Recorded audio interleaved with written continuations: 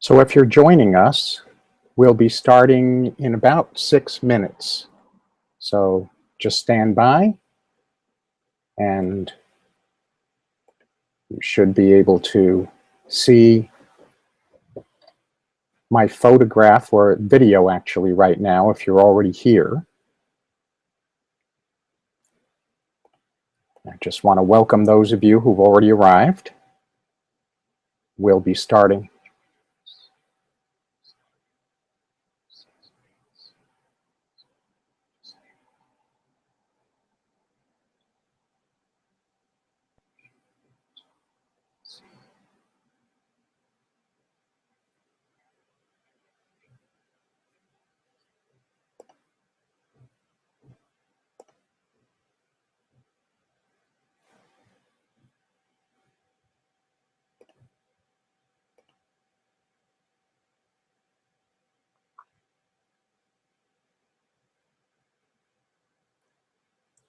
I think I'm going to switch over to the screen for the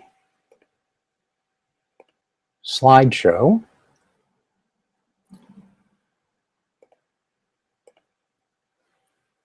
And we'll switch back over to me when we actually start.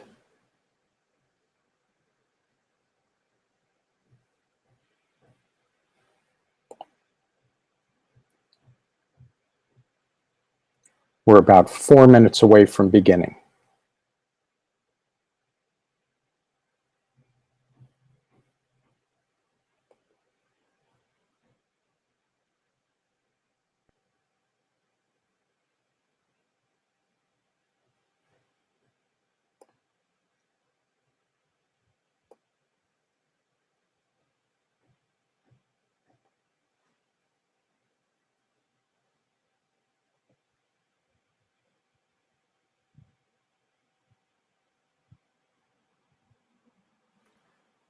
Yes, I'm just seeing your chat comments. Liv, thanks. Hi to you in Brampton, Ontario, and hi, Catherine from New Zealand.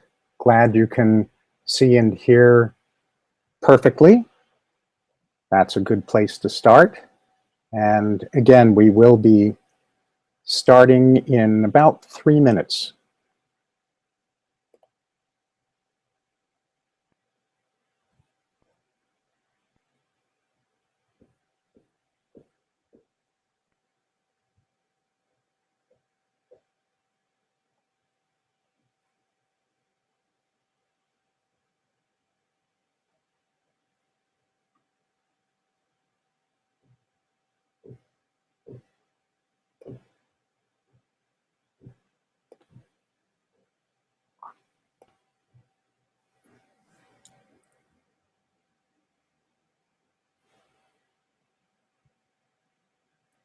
For those of you already here and listening, I got about 30 questions before we even started today, and we'll have a question and answer section later on.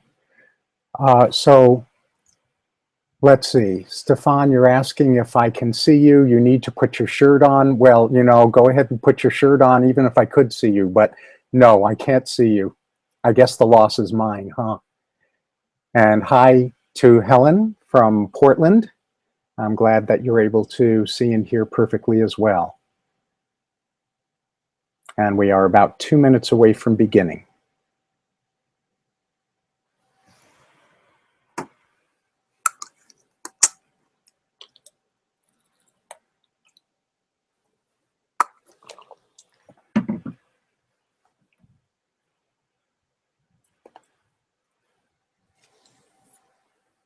I know that we have quite a few people that are going to be listening on the recording. We have well over 160 people registered, and about 20 of you have already logged in. So this will be really quite lovely. And we're about a minute away from beginning.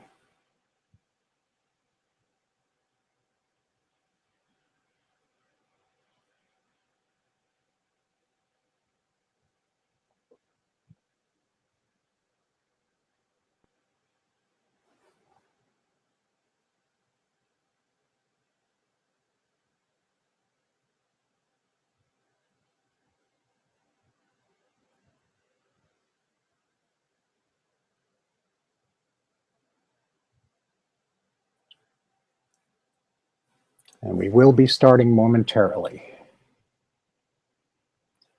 Hey, Robert.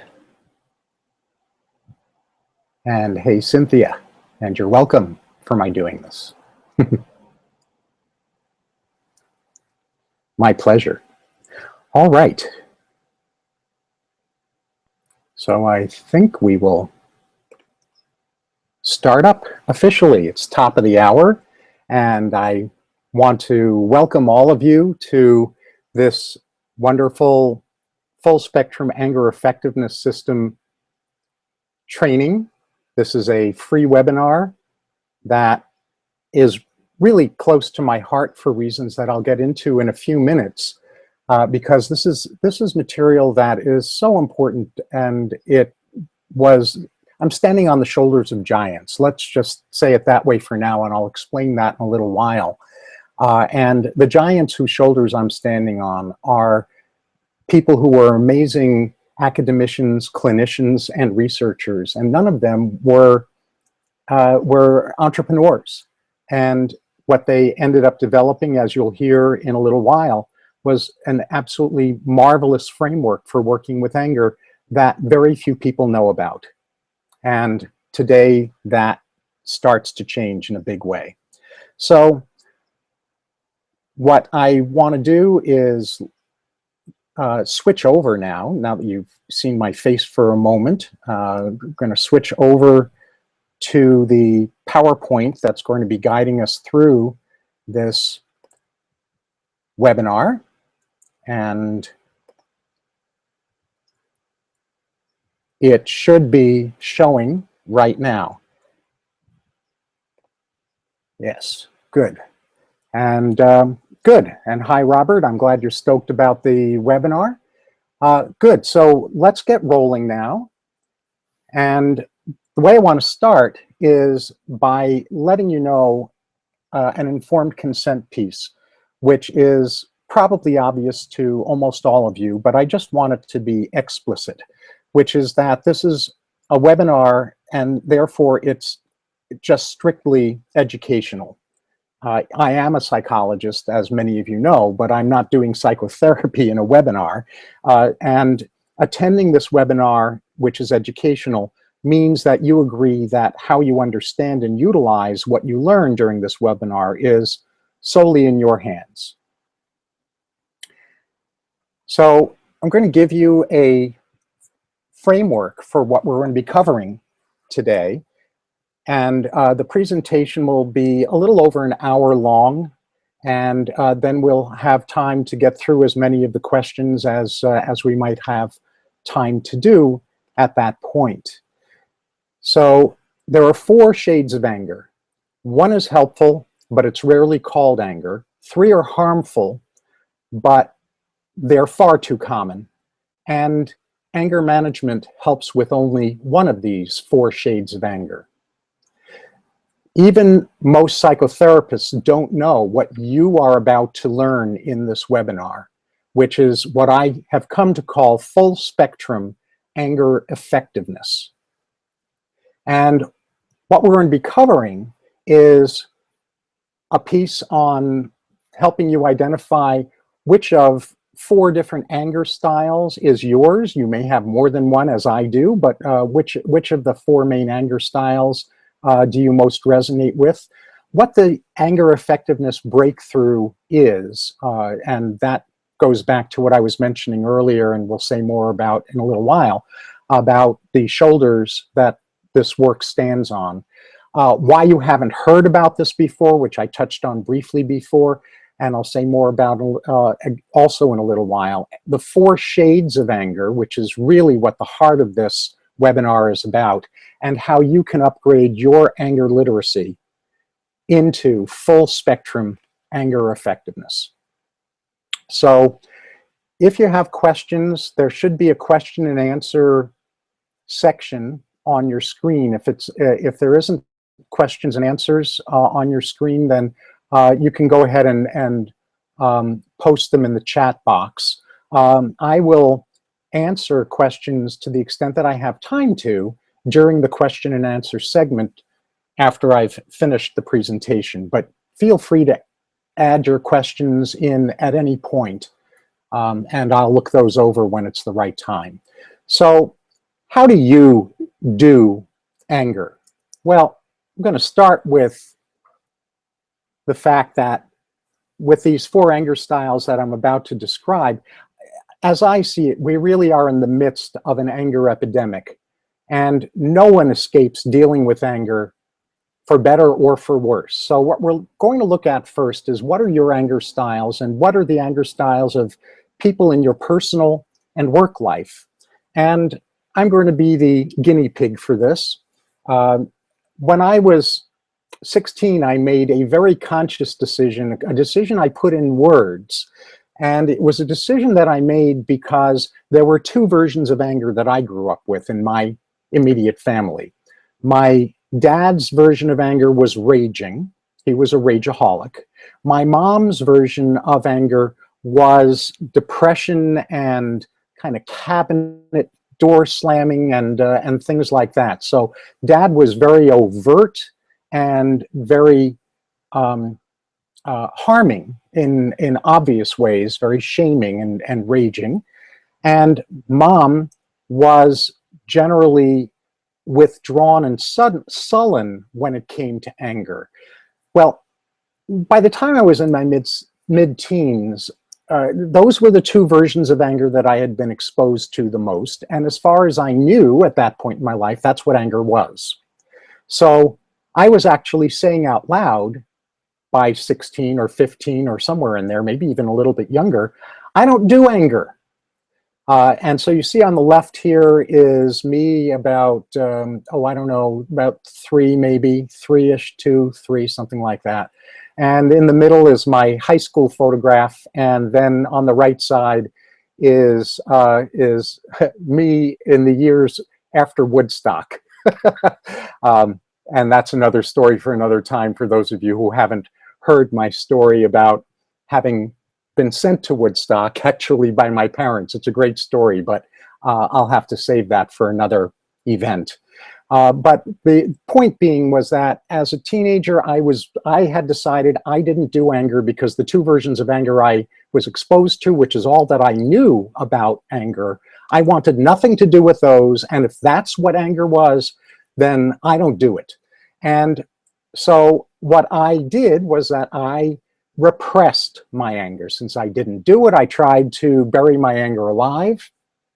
And one of the main forms that my buried anger took when I was an adult, a younger adult, thank goodness not so much anymore, in fact, not at all for a long time, actually, since I first encountered this material that I'm going over with you today, I became what I call a black belt sulker. So I would sulk. I would do anger in the form of trying to make people feel badly for me or guilty or things along those lines.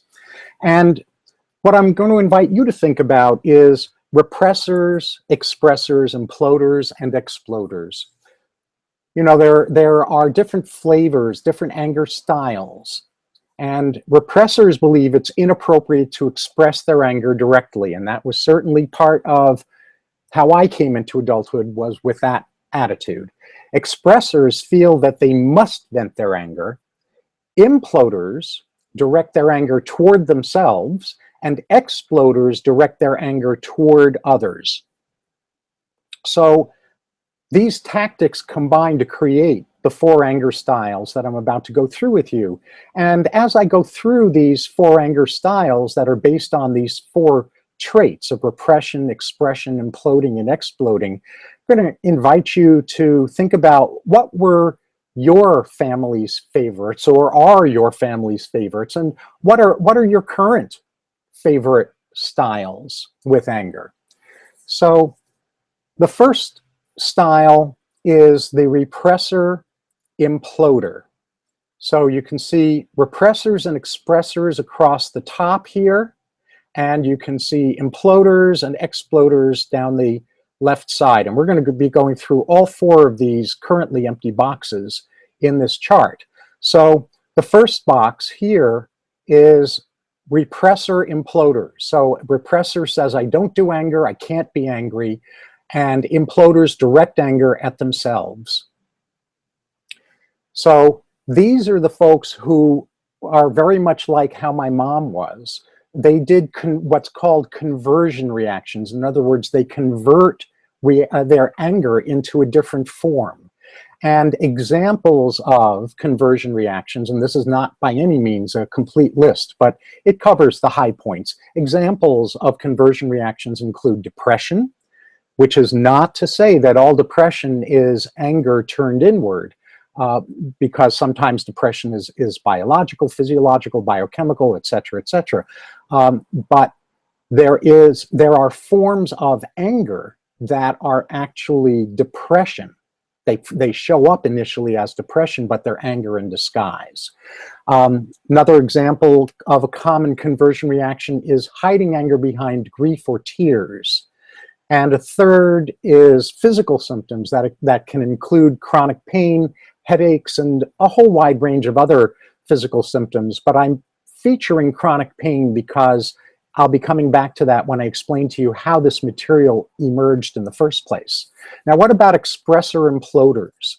Expressors claim, believe that venting my anger is being authentic. And if I'm an expressor imploder, I'm being authentic in venting my anger toward myself. And the technical psychological term for that is retroflexion. In other words, instead of expressing anger outward, I turn it back on me. And the technical psychological term for that, as I said, is retroflexion. And examples of retroflexion that I imagine all of us can relate to, I certainly know I can and do, are an inner critic. So we all have an inner critic. I imagine all of you are aware of what an inner critic is.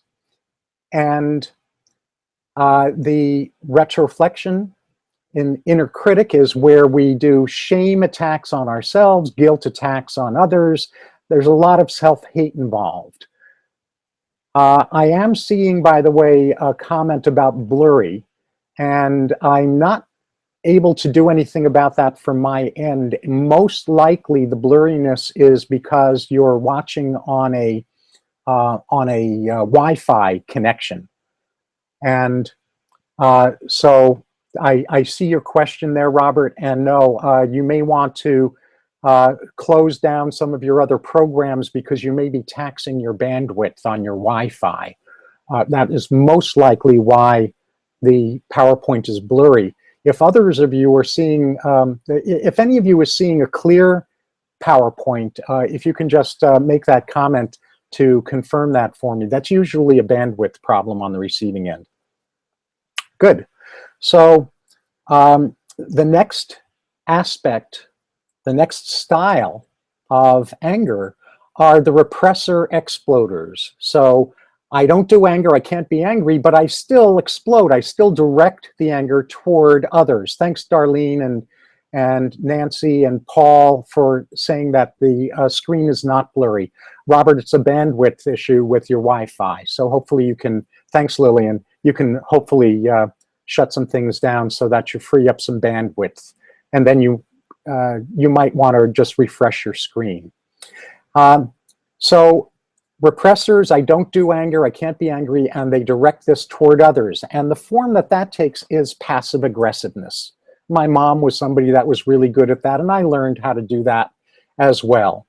And the common forms of passive aggressive anger include but aren't limited to, in fact, none of these, like I said earlier, are limited to these examples, but these are the main examples of these different styles of anger.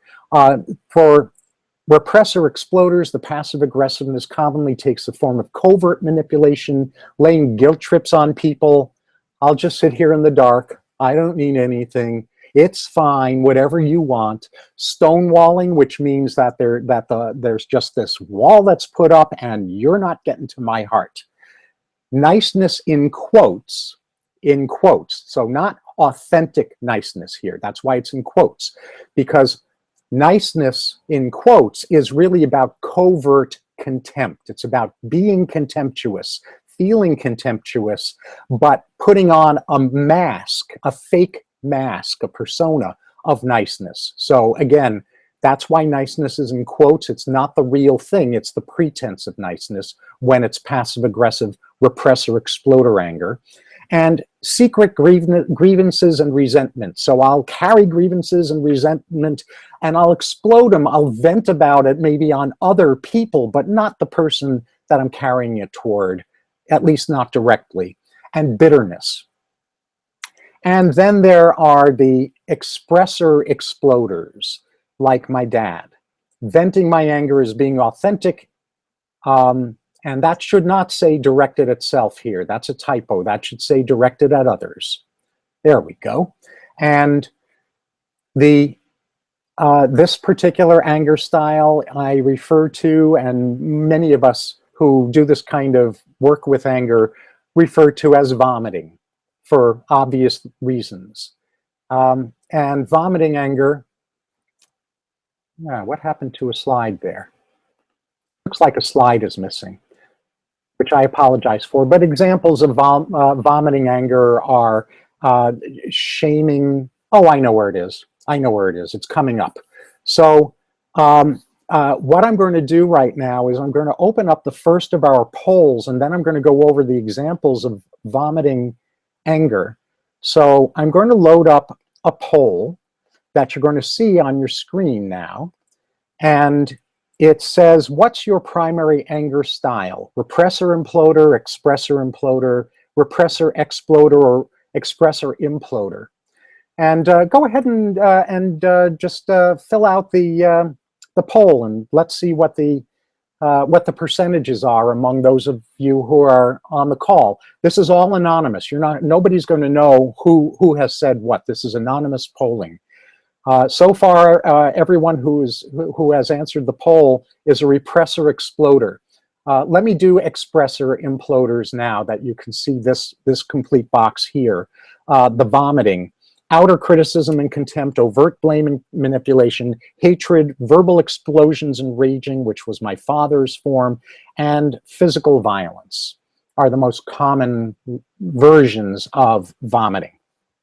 So I see you all coming in with your polling, and I see right now that 50% of you are repressor imploders, 43% are repressor imploders, 14% are expressor imploders, 14% as well are repressor exploders, and now we actually have a tie of 38% and 38%. On repressor imploder and repressor exploder. So yes, Robert, you can be more than two. There are a number of us who are switch hitters. I have done a real good job in my history of being a repressor imploder. I've done my share of depression in the past. I've had a vicious inner critic, expressor imploder. I've done my version of niceness and stonewalling and guilt tripping, well, not more directed toward myself than others, but secret grievances and resentment. And I've never been really big into the vomiting part because it was just so toxic for me growing up that I just didn't let myself express that particular aspect of or style of anger. Not that it wasn't within me. It was capable of being expressed. It just wasn't. So yes, you can be more than two. You can be a switch hitter or a multiple switch hitter. So I'm going to move forward now. I'm just going to let you know how we're looking at the on the poll at this point, which is of those of you on the call, 38% of you are expressor imploders. So you express the anger, but you direct it toward yourself. 31% of you are repressor imploders. Now it just changed to 36% expressor imploder and 29% repressor imploder. So the imploders really are winning on this particular call. Directing anger toward self amounts to about 65% of those of you on the call. 14% of you are repressor exploders and 21% of you are expressor exploders. And of course, as I was saying before, a lot of us are multiple styles. We're switch hitters. And what I'm going to invite you to do, no matter what your primary anger style and secondary anger styles are, is to hold compassion toward yourself, because every single one of us came by our particular anger style honestly, for good reasons, and not only in the context of our own upbringing in our families and our communities and our schools and our houses of worship, but also in the broader society, which really doesn't have a very good relationship with anger, as I imagine all of us on this call are quite aware of. So I'm going to move on now to the next section, which is how I outgrew my anger style, which I've already described to you, where I did a fairly good job of 3 out of the 4 anger styles in terms of how they showed up, and I just wasn't willing to do express or imploder in any kind of overt way. So what doesn't resolve anger? Anger management does not complete anger. Controlling anger, which is about managing anger, keeps anger alive. And catharsis alone, venting, discharging the anger, actually has been shown by research to make anger worse. Now, there is a flaw in my judgment in that research, in that the research that very, very dramatically demonstrated that catharsis or venting makes anger worse did no differentiation between or among the 4 flavors or shades of anger that we haven't gotten to yet. And if it had, I think that some of that information would have been a little bit different from the blanket statements that research made. But as a general rule, catharsis by itself does tend to make anger worse, and you'll understand why when we get into that section later. Catharsis really is the whoever screams the loudest or pounds the hardest wins approach. And you see on the slide, it says not. They don't win. Whoever screams the loudest or pounds the hardest gets temporary relief, usually at expense toward others and at expense toward oneself, only because I vented off today, but it comes back again tomorrow. So nothing long-term has been accomplished. Now, these are the shoulders that this material is standing on. As I said earlier, this material, the anger effectiveness system, is standing on the shoulders of giants. The origins go back about 30 years now. More, maybe even 40 years. I think about 40 years now. About 40 years ago, a 20-year study began. And it began because the teaching hospital at the University of Arizona, their pain clinic, started to notice that they were having a recurring problem with a certain percentage of their pain patients. And that segment of their pain patients were people who had chronic pain that the medical team would have sworn on a stack of Bibles should have responded to the medical treatment that they had prescribed or done for that person, whether it was surgery or medication or whatever it might have been, that pain should have been handled. So we're not talking about people who have pain that conventional medicine kind of shakes its head at and scratches its head at and says, well, we can try this, we can try that, we're going to do trial and error. That exists too, but this is not the dilemma that the University of Arizona Teaching Hospital Pain Clinic had. They were having a dilemma with the patients of theirs, the particular patients of theirs, who they would have sworn should have responded to the medical treatment that they were convinced should work on that particular patient, but it didn't. So finally, they had one of these, what I call V8 moments. They slapped their forehead and said, I could have had a V8. In this case, I could have had a psychologist. They said, you know, maybe we should contact the University of Arizona Psychology Department and see if they can help us with this particular segment of patients that we don't know what to do for. And so they did. They contacted the psych department. A wonderful, brilliant psychologist was chairman of the psychology department at that time by the name of Roger Daldrup. So they contact Roger. They say, Dr. Daldrup, here's our problem, which I just explained to you. So they explained the problem to him. And they said to Roger, what can you do about it? Can you do anything for us? And Roger, being a good clinician and researcher, said, I don't know. Let's find out. And so they threw out all preconceptions about what anger is and isn't and how to treat anger. And they allowed the patients that were the problem that the pain clinic had identified. They let those particular patients teach them what was really going on over a 20+ year study. And out of that came an approach to psychotherapy that's called focused expressive psychotherapy. There's a large number of research journal articles that appeared on focused expressive psychotherapy over that 20+ year period.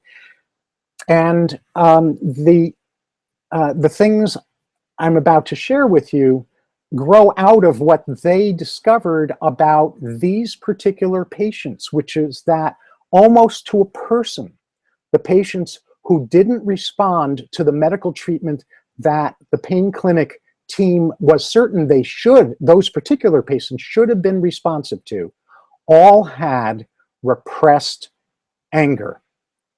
Anger that wasn't responsive to anger management, anger that wasn't responsive to catharsis alone. So they had to develop some other approach to dealing with that. And after they had been doing this for 20+ years, they started to train and certify psychotherapists outside of the University of Arizona system. And I was among those in the 1990s who was blessed to be trained and certified by Roger Daldrup just before he retired. There were levels of certification, and I was level 3 certified, which is where you're certified not only to work with the public on these approaches, but to actually train and certify therapists in these approaches. And since being trained in the first half of the 1990s, I've done well over 1,000 what I call anger completion workouts, which is a particular strategy that is based on what they developed at the University of Arizona for not managing anger, but completing the repressed anger that was causing the chronic pain to not be responded to by those particular patients that the pain clinic was worried about. So Roger Daldrup and his team, Larry Butler and Dave Engel and Leslie Greenberg, these folks wrote a textbook based on what they discovered about anger called Focused Expressive Psychotherapy, Freeing the Over-Controlled Patient. And Roger Daldrup, with a professional writer named Jody Gust, also wrote a book for the general public back then called Freedom from Anger. And Roger's definition of unhealthy anger is life energy not available for living. And he has long since retired. As far as I know, the entire team has long since retired. And as far as I know, I'm one of the only psychologists still alive or still working with people. In my case, I work primarily with leaders and businesses these days, and I train therapists rather than doing psychotherapy myself anymore because of how extensive my out-of-town schedule is. And it breaks my heart. Bottom line is, I cannot allow this wisdom to die. I mentioned earlier the people who developed this were brilliant clinicians, academicians, researchers. Not a one of them was an entrepreneur. And virtually no psychologists who are trained and certified to train and certify other therapists in these approaches are still available to do that, except for me. There may be somebody else out there that I haven't talked to in years that might still be doing it, but I might be the only one left, and I cannot let this die. So part of why this is a free webinar is because I wouldn't feel right letting such brilliance disappear from this planet, especially because the usual anger treatment as usual is primarily anger management these days, and catharsis to a secondary extent, and there's a better way. So pure anger is simply an emotion. Emotions are information, and it's what we do with that information that can be helpful or harmful. And I see a comment about this reminds me of what a colleague and friend of mine as well, Lillian, and a colleague of yours says, in his book on illuminating the negative, which is ignoring what's negative doesn't make any sense. You've got to illuminate the positive and the negative to be truly empowered. And you're spot on there, Lillian. And so, of course, is David Corbin. So this webinar is about how to do that in a good way. Authentic, empowered, helpful anger signals when we are out of integrity with ourselves and gives us energy to take helpful action. So authentic, empowered, helpful anger tells us there's something that I'm not doing or saying that needs to be done or said. So I'm out of integrity with myself, but I've got energy to take action in a helpful way if my anger is authentic and empowered. And I'll go into in a little while what that looks like. Distorted, disempowered, harmful anger sabotages our authenticity, effectiveness, health, collaboration, love, and integrity. Anger effectiveness, on the other hand, enables you to master authentic, empowered, helpful anger, shift distorted anger into authentic anger, complete recurring anger instead of managing it, and repairing damage from distorted and recurring anger. And that's where we're heading. So here's the big picture of the framework, and then we're going to go into each of these elements one at a time. This is my Conquering Anger Mountain diagram, which is a full spectrum anger effectiveness system that includes boundaries, escalation, flooding, anger purgatory, completion, anger completion, repair, and a new plan. And down here where I'm circling, I think you can see my mouse maybe vaguely, I'm circling the lodge. And that's just a metaphor for how we feel if we're at a ski slope or not skiing necessarily, but we're at a beautiful mountain lodge in the winter and we're in front of the fireplace with friends and cheer and happiness and everything's cozy. And when we leave the lodge, we travel up Anger Mountain on one side, and if we make it all the way up to the top of this side of Anger Mountain, we end up having to come down the long way. So that's the diagram. You'll see it again in a little while. But where we're going to do a deeper dive is into these 4 shades of anger that are the heart of Anger Mountain: boundaries, escalation, flooding, and recycling. Now, boundaries is self-disclosure without justifying. It is the simplest, purest form of anger that never gets called anger in most circles. And it is simply what pure anger is nothing more than no and or ouch. No and or ouch. And we'll go into, like I say, we're going to do a deeper dive into each of these in a moment. This is still giving you the big picture. Escalation is inner critic contaminated self-disclosure. So self-disclosure with justification. And this is, escalation is agitation when you don't honor a boundary, when you don't honor simple, pure anger. Flooding is about reaching what I call the Popeye point. If you remember Popeye the Sailor Man cartoons or the movie, the famous line when Popeye has had it with all the bullying that's going on in the cartoons, he says, "That's all I can stand, I can't stand no more." So I refer to that as the Popeye point, and that's flooding. Incapable of connecting at that point. You're flying blind when you this happens.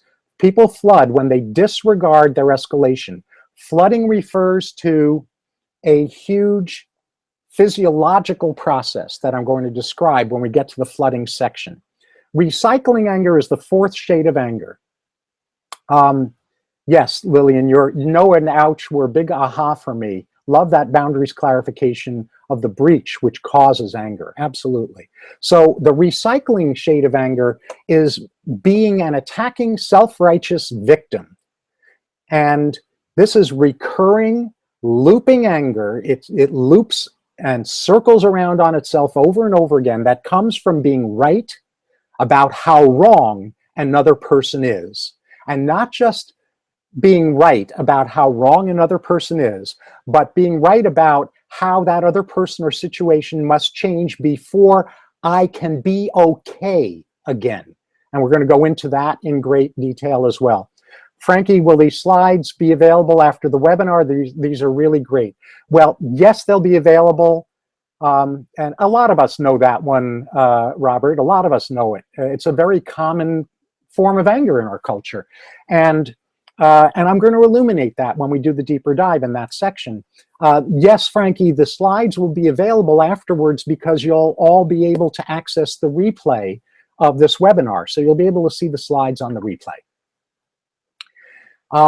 Why each shade of anger must be dealt with differently?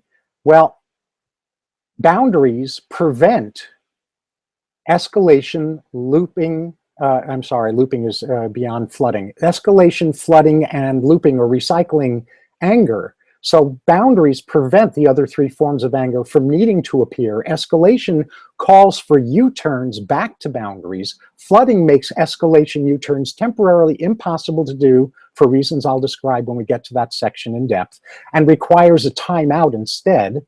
And looping requires completing old unresolved anger that keeps being involuntarily reactivated in the present.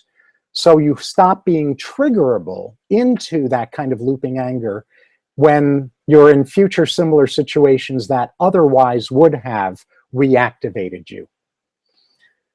So keep this in mind as we go through the rest of this material.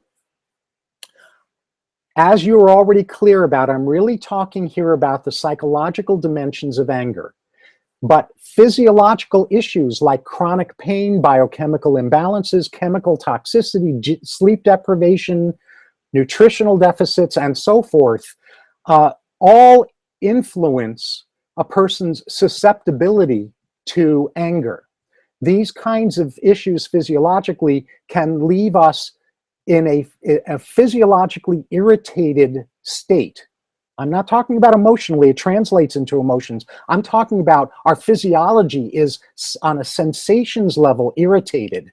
And when we are physiologically irritated, we're more prone to acting on or expressing in unhelpful ways the anger that we were carrying in the first place. And so those issues, those physiological issues, can magnify anger issues that were already there in the first place. I'm not going to be addressing physiological issues in this particular webinar other than to acknowledge to you and ask you to keep in mind that these physiological dimensions can influence the extent to which someone expresses unhelpful anger. And I will give one example to prepare for a story I'll tell you a little bit later about my dad, which is that I didn't discover that my rageaholic dad, I didn't discover until I was in my 20s that he was in chronic physical pain.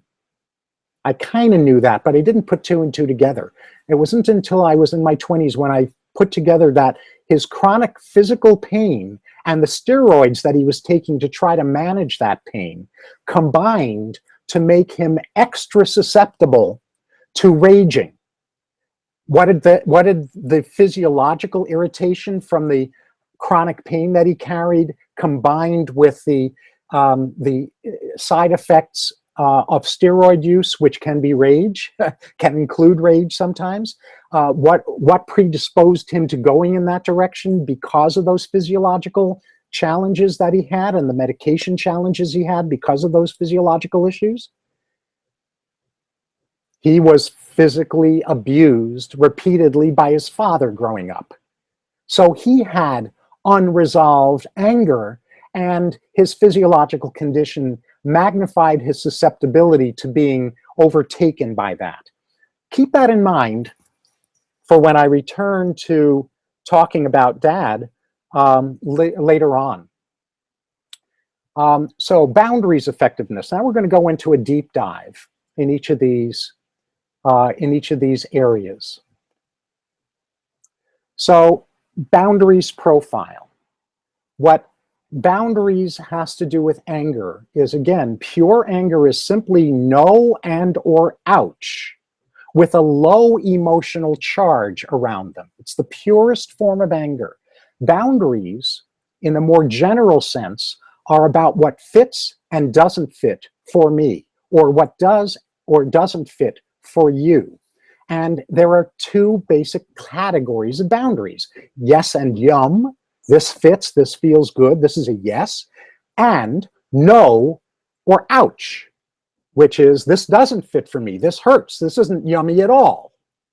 And again, the no and ouch side of boundaries is pure anger. Anger doesn't get any purer than a simple low emotional charge no or ouch.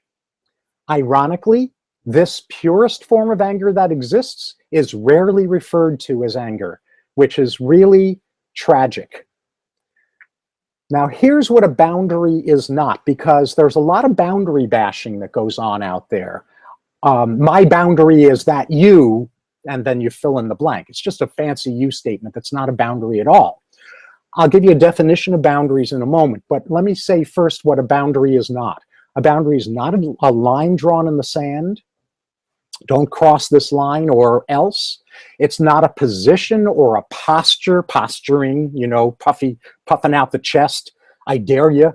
It's not a philosophy. It's not an ideology. It is not an ultimatum or any other form of manipulation or control. And it is not highly emotionally charged or judgmental. In fact, all of those features, lines drawn in the sand, positioning, posturing, philosophizing, being ideologically right, and ultimatums, manipulation, control, high emotional charge, and judgmentalism, all of those are symptoms of escalation or worse, not of boundaries. And you're about to see why. But first, an authentic boundaries definition. Isn't this the basis of this setting a new conditioned response instead of automatically reacting? Yeah, it is. It's the foundation for doing that. That's exactly right. I'm glad that you're saying, Helen, that this is for you great clarity about boundaries. So here's my definition of an authentic boundary. Any limit I need to honor in order to love or work with you without resentment and with integrity. Any limit I need to honor in order to love or work with you without resentment and with integrity. So let me say this in another way about what isn't a boundary, even though people who use the word boundary often call these things boundaries. If a boundary includes shame, blame, or grievance editorials, negative editorials about why I'm right to have a grievance and why that grievance has to be resolved by other people or situations before I can be okay, if a boundary can only be honored if another person behaves in a particular way, or if a situation changes to meet my expectations, then it's not a boundary. It's actually one of the other three shades of anger that we're about to get into: escalation, flooding, or looping. I'm glad you're seeing the value of this explanation of boundaries, Frankie and Lillian and Helen. So let's open up the next poll. I'm going to end the first poll. And let's see if I can get this next poll reactivated. All right. So the second poll is now loaded. How good are most people at expressing their boundaries? How good do you think most people are? So if you can see the polls, the poll having popped up again on your screen, you can click not so good, fairly good, very good. How good are most people at helpfully expressing their boundaries, at expressing their boundaries in good, helpful, collaboration promoting, authentic, low emotional charge kinds of ways? What do you think? Not so good, fairly good, very good? Oh, it would help if I started the poll, wouldn't it? So the poll is now open, and go ahead and vote. And I'm going to move forward as you all vote. So far, 100% of you are saying not so good. Let's see if any of you votes for fairly good or very good at healthy boundaries. Okay. Still holding at 100% not so good. Escalation effectiveness is our next area. How about a lot less than not so good? Stefan is saying, yeah, point taken, point taken. 4 sources of the shade of anger that's called escalation. And what escalation is a boundary with agitation, increasing amounts of agitation attached to it. So there are basically 4 sources of escalation. We escalate when we don't recognize a boundary that we have. We escalate when we don't know how to honor a boundary that we have in an empowered and helpful way. We escalate when we hope we can get away with ignoring a boundary. Like, it's not that important. Maybe I don't have to say it. Maybe I don't have to do something about it. Maybe somebody else will figure it out for me and handle it anyway. And we escalate when we believe our inner critic's spin or editorial about the boundary, about our boundary. And it's always a shaming, blaming editorial if it's the inner critic's storyline that's in charge. Can you retroactively set and express your boundaries? Absolutely, you can do it retroactively, Robert. And we will get to that when we do the section later on repair and new plan. So I'm going to come back to that question in that section. But the answer for now is yes. Now, key escalation symptoms, here are what I call the 3 Ds of unrecognized or ignored boundaries: disdain, disconnection, and depletion. Disdain is spiraling toward fight. So when we get to flooding, you'll see that there are basically 4 reactions that are available to us when our limbic system in our brain takes over our thinking brain. And that's fight, flight, freeze, and faint. And I'll get into all 4 of those when we get into flooding. But disdain is spiraling toward flight, growing increasingly resentful and angry toward others. Disconnection is spiraling toward flee or freeze, run away or be the deer in the headlights. And that's feeling increasingly shut down, more walled off from the other person and or out of touch with yourself. And depletion is spiraling toward fainting. And fainting isn't necessarily literal, although sometimes it is, but more commonly it's feeling increasingly exhausted and or toxified, feeling depleted.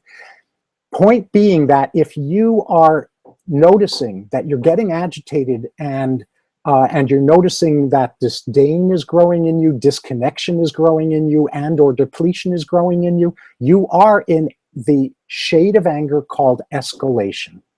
Addition escalation symptoms, and if you notice this in others, same thing. Boundaries distorted by agitation, annoyance, frustration, distress, resentment, or shutting down. The voice becomes higher, more pinched, or just flat, monotone.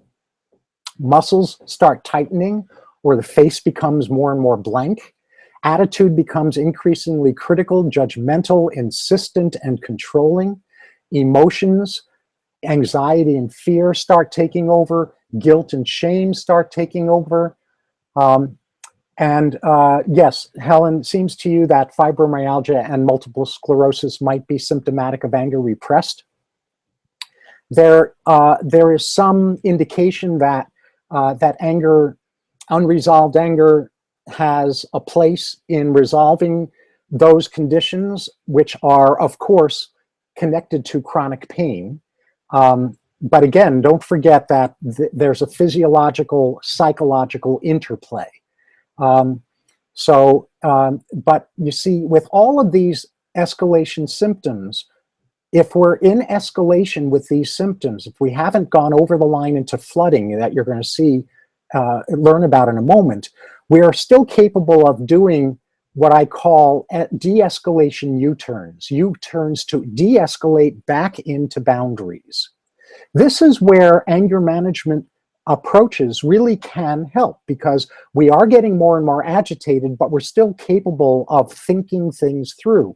We're capable of saying to ourselves, you know, I'm not liking how I'm feeling. And the most important thing, which I almost never see in anger management training, is people trained to ask themselves a very simple question when they're escalating.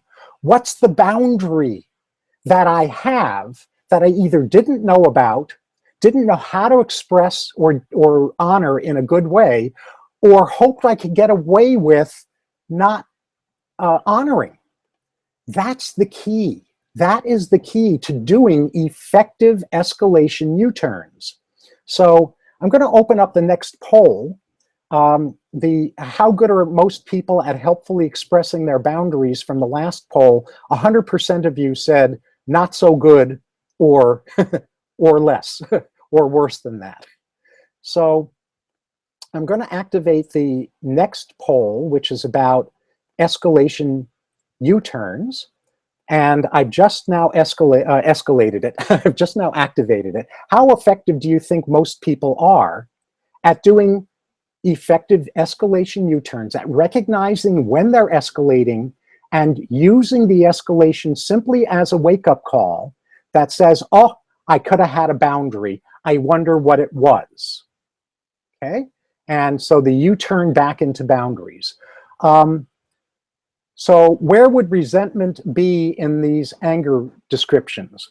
What I want you to think about is that anger falls on a continuum, and it's all anger, from slightly agitated resentment to blooming and budding and growing anger to rage. And whether we're talking about resentment, anger, or rage, it's all part of a continuum of emotional intensity. And some people won't allow themselves to experience the full force of their anger. They learned rules that said you don't do anger. Like I learned those rules. So I would not very often give myself the luxury of feeling angry or rageful, even internally, let alone I'm not acting on it even, but I wouldn't give myself the opportunity to feel that inside myself. The most I could do when I was still in my I don't do anger phase was a little resentment would leak out once in a while. It's just anger in a mild form or a repressed form. So those of you who have completed the poll are saying, 57% of you are saying, not so much, not effective so much at doing good escalation U-turns back to boundaries. And 43% of you are saying, well, somewhat effective. Great, good. So we're going to move on to flooding effectiveness. And what flooding is what I call a limbic system takeover. So the limbic system in our brain is the emotional part of our brain. It's the reptilian brain. It's the part of our brain that's all about fight, flight, freeze, and faint. It's not the thinking part of our brain. It's a much more primitive part of our brain. Primitive meaning developmentally earlier. It comes from our anatomical heritage. And what flooding is as a shade of anger is where stress chemicals like adrenaline, norepinephrine, cortisol quite literally flood our body and go straight up to our brain, flood our brain to such an extent that those chemicals, when those chemicals flood our brain, they actually shut off our cortex, the thinking part of our brain, and they activate our reptile brain, the limbic system, into fight, flight, freeze, or faint reactivity. That's the Popeye point. When a person has escalated to the point where their brain is bathing in stress chemicals, they cannot think their way out of a paper bag. None of us can when we're flooded.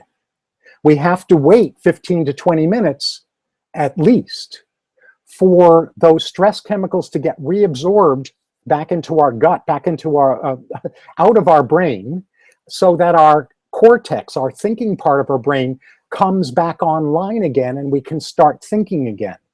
But when these stress chemicals have taken our brain over, there is no anger management. There is no escalation U-turn possible. All there is a timeout. Robert, you were asking if I see a gender split with the last poll. I don't see individuals. They're composite percentages, and they're not broken down by gender, so I don't know the answer to that. Where does festering anger fit? Festering anger we haven't gotten to, Liv. We're going to get to that in the next shade of anger after flooding, which is hidden anger disguised in.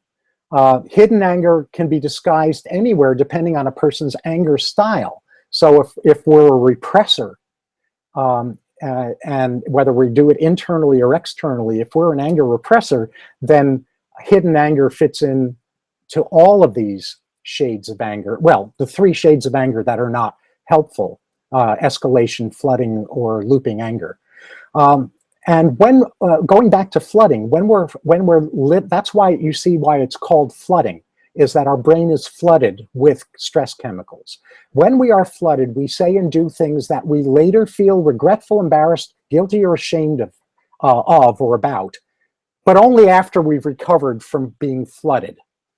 And like I said before, it takes about 20 minutes or more for bodies to reabsorb these stress chemicals to the point where our thinking brain comes back online. So I said I would say a little bit about the 4 F's. And to me, flooding is the real F word. That's the real F word. The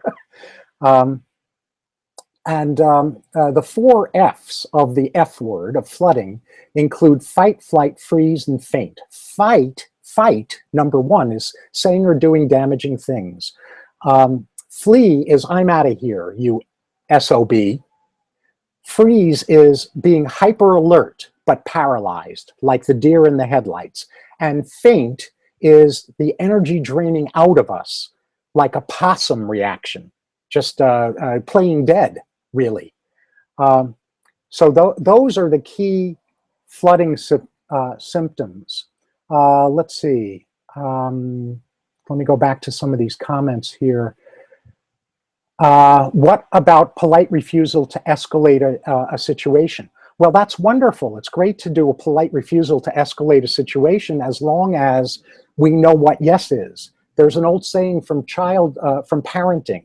If you're going to tell a child no, which has to be done a fair amount of the time, you have to also tell them what yes is. Otherwise, if you leave it to them to figure out what yes is, then they're probably going to figure it out wrong. So polite refusal to escalate a situation is wonderful as long as one has enough boundaries intelligence to facilitate the conversation and the other person into a useful discussion around healthy boundaries. It's so obvious as a parent when you see a child loses their self-control, then as a parent you need to help them cool down, literally. I learned that from my grandmother. Yes, that's right, Lillian. Good. So yeah, that's funny. The real F word is flooding. I know, right? So the poll on escalation U-turns, 53%, 41%, and 6%. 53% say most people are effective at doing escalation U-turns. 41% say they're somewhat effective, and I'm sorry, I said that backwards. 53% say they're not so effective at doing escalation U-turns. 41% are saying somewhat effective, and 6% say quite effective.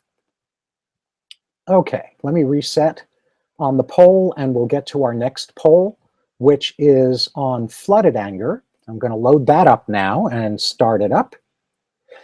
And how often does flooded anger do damage? Well, not often, sometimes, or frequently. And one of you already voted frequently. Or at least maybe more than one of you. But as soon as I opened the poll, somebody was already at the helm, ready to click a button. So that's great. So far, 100% of you are saying that flooded anger frequently does damage, and I absolutely agree with you. Let's move on to looping effectiveness as the rest of you complete that poll. Anger purgatory is what I refer to as recycling or looping anger. Looping is a self-righteous condemnation that develops when someone doesn't do what I want them to, no matter what I try or how long I wait. Looping is anger that's used to avoid facing that I'm angry at someone who is not going to do something I want, or at a situation that isn't going to change in the way that I want it to change. Stefan says, by definition, flooding does damage. Well, by definition, flooding doesn't do damage unless we don't take a time out.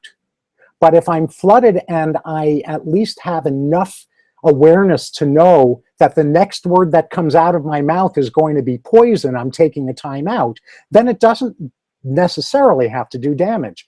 And we'll get into doing damage control or damage repair later on. Yeah, it's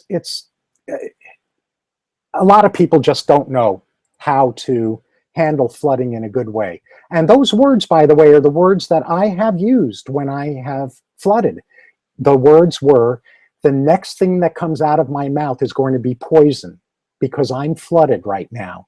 So I am taking a time out in order to get back in my right mind so we can continue this conversation in a good way.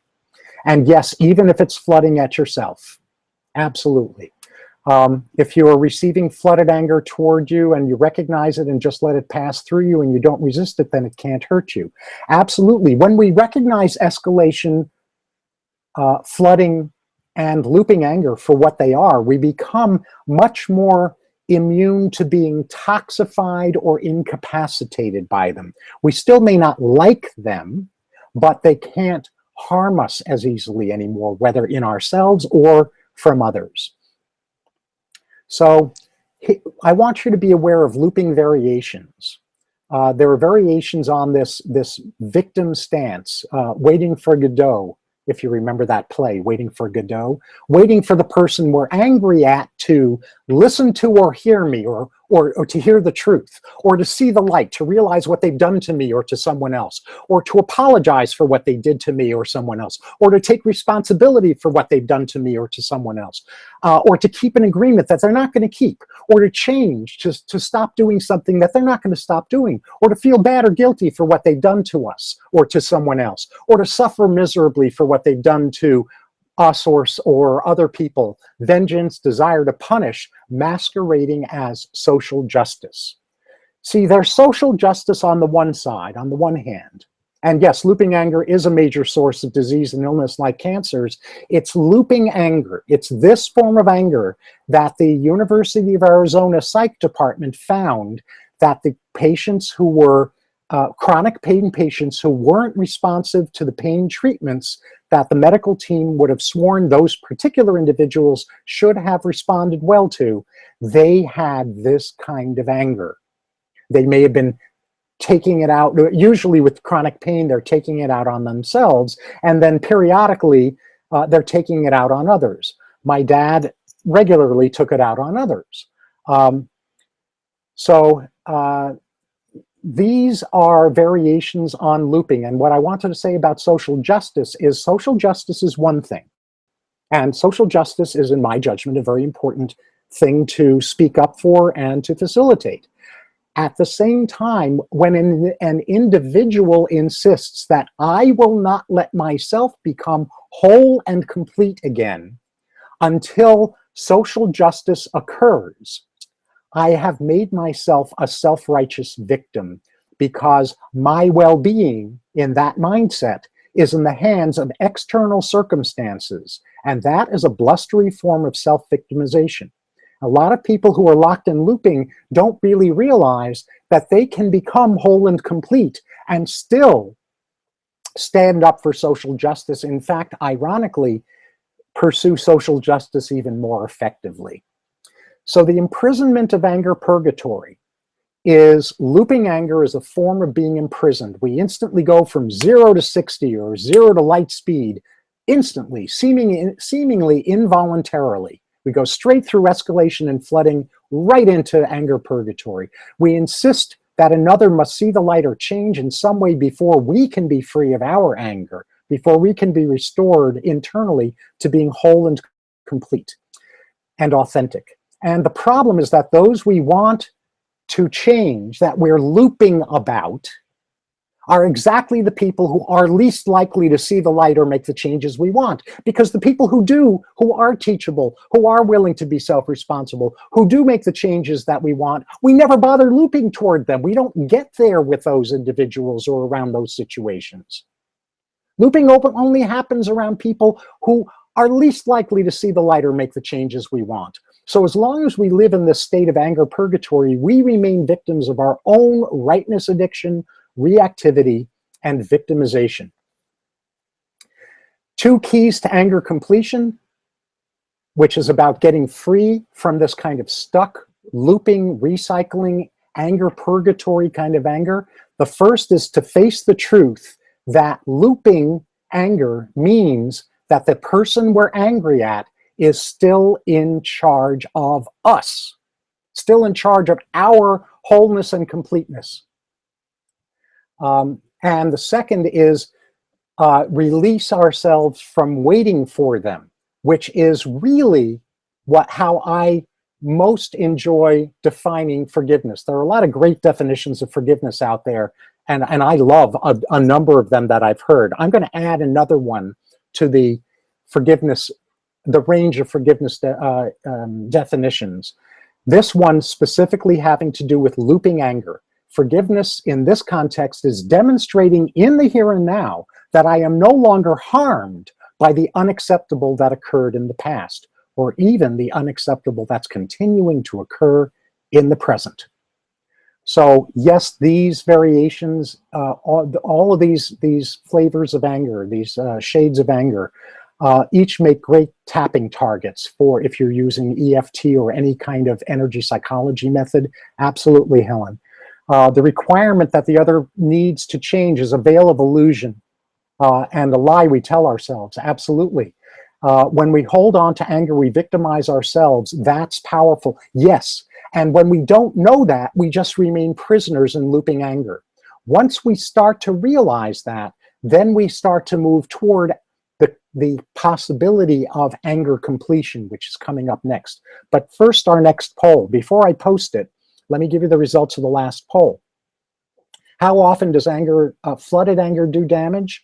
0% of you said not often, 17% of you said sometimes, and 83% of you said frequently. So I'm going to close that poll, and I'm going to reset so that we can open up the looping anger poll.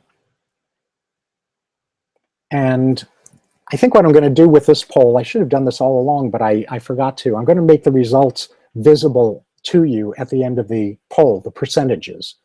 How common is looping anger in our society?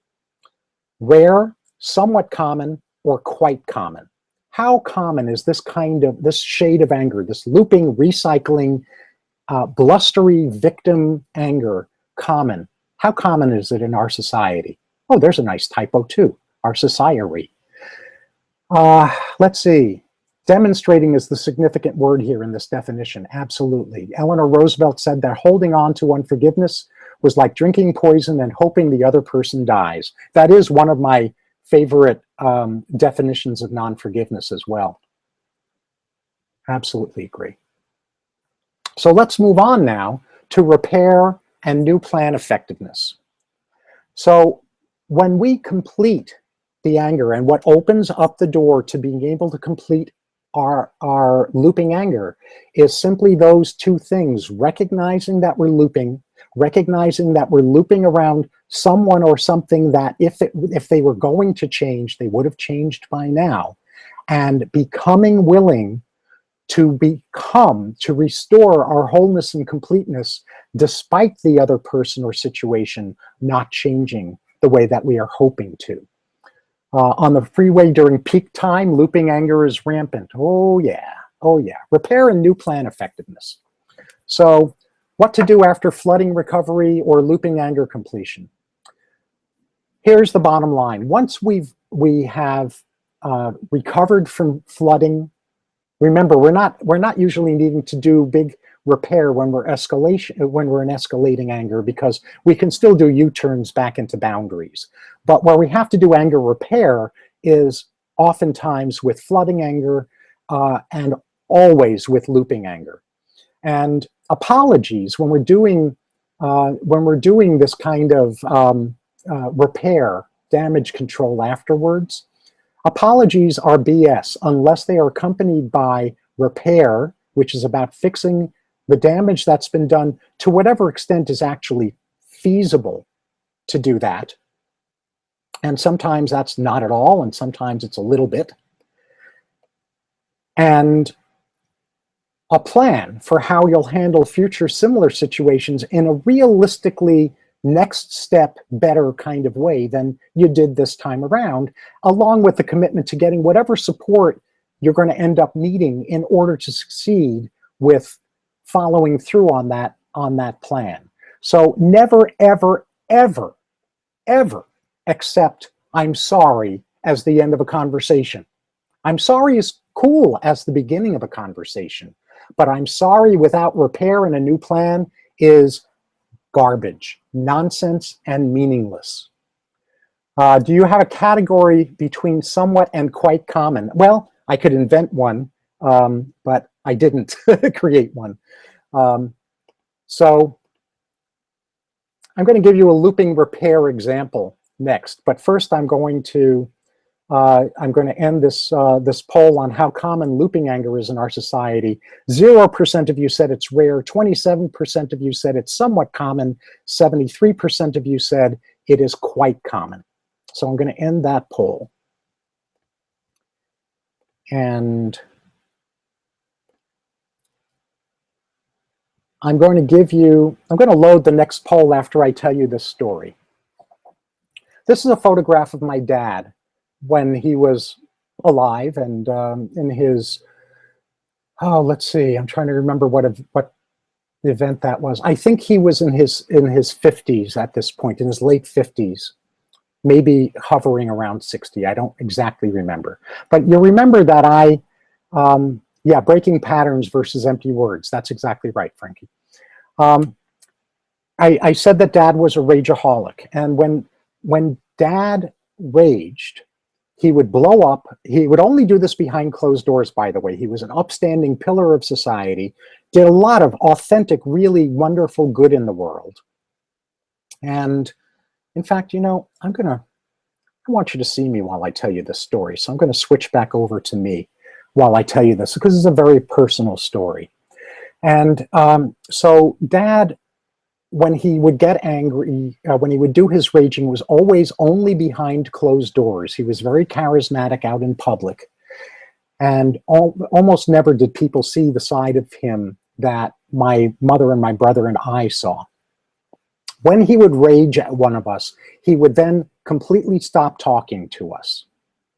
And he would continue to not talk to us, rarely for days, usually for weeks, and not terribly uncommonly for months at a time.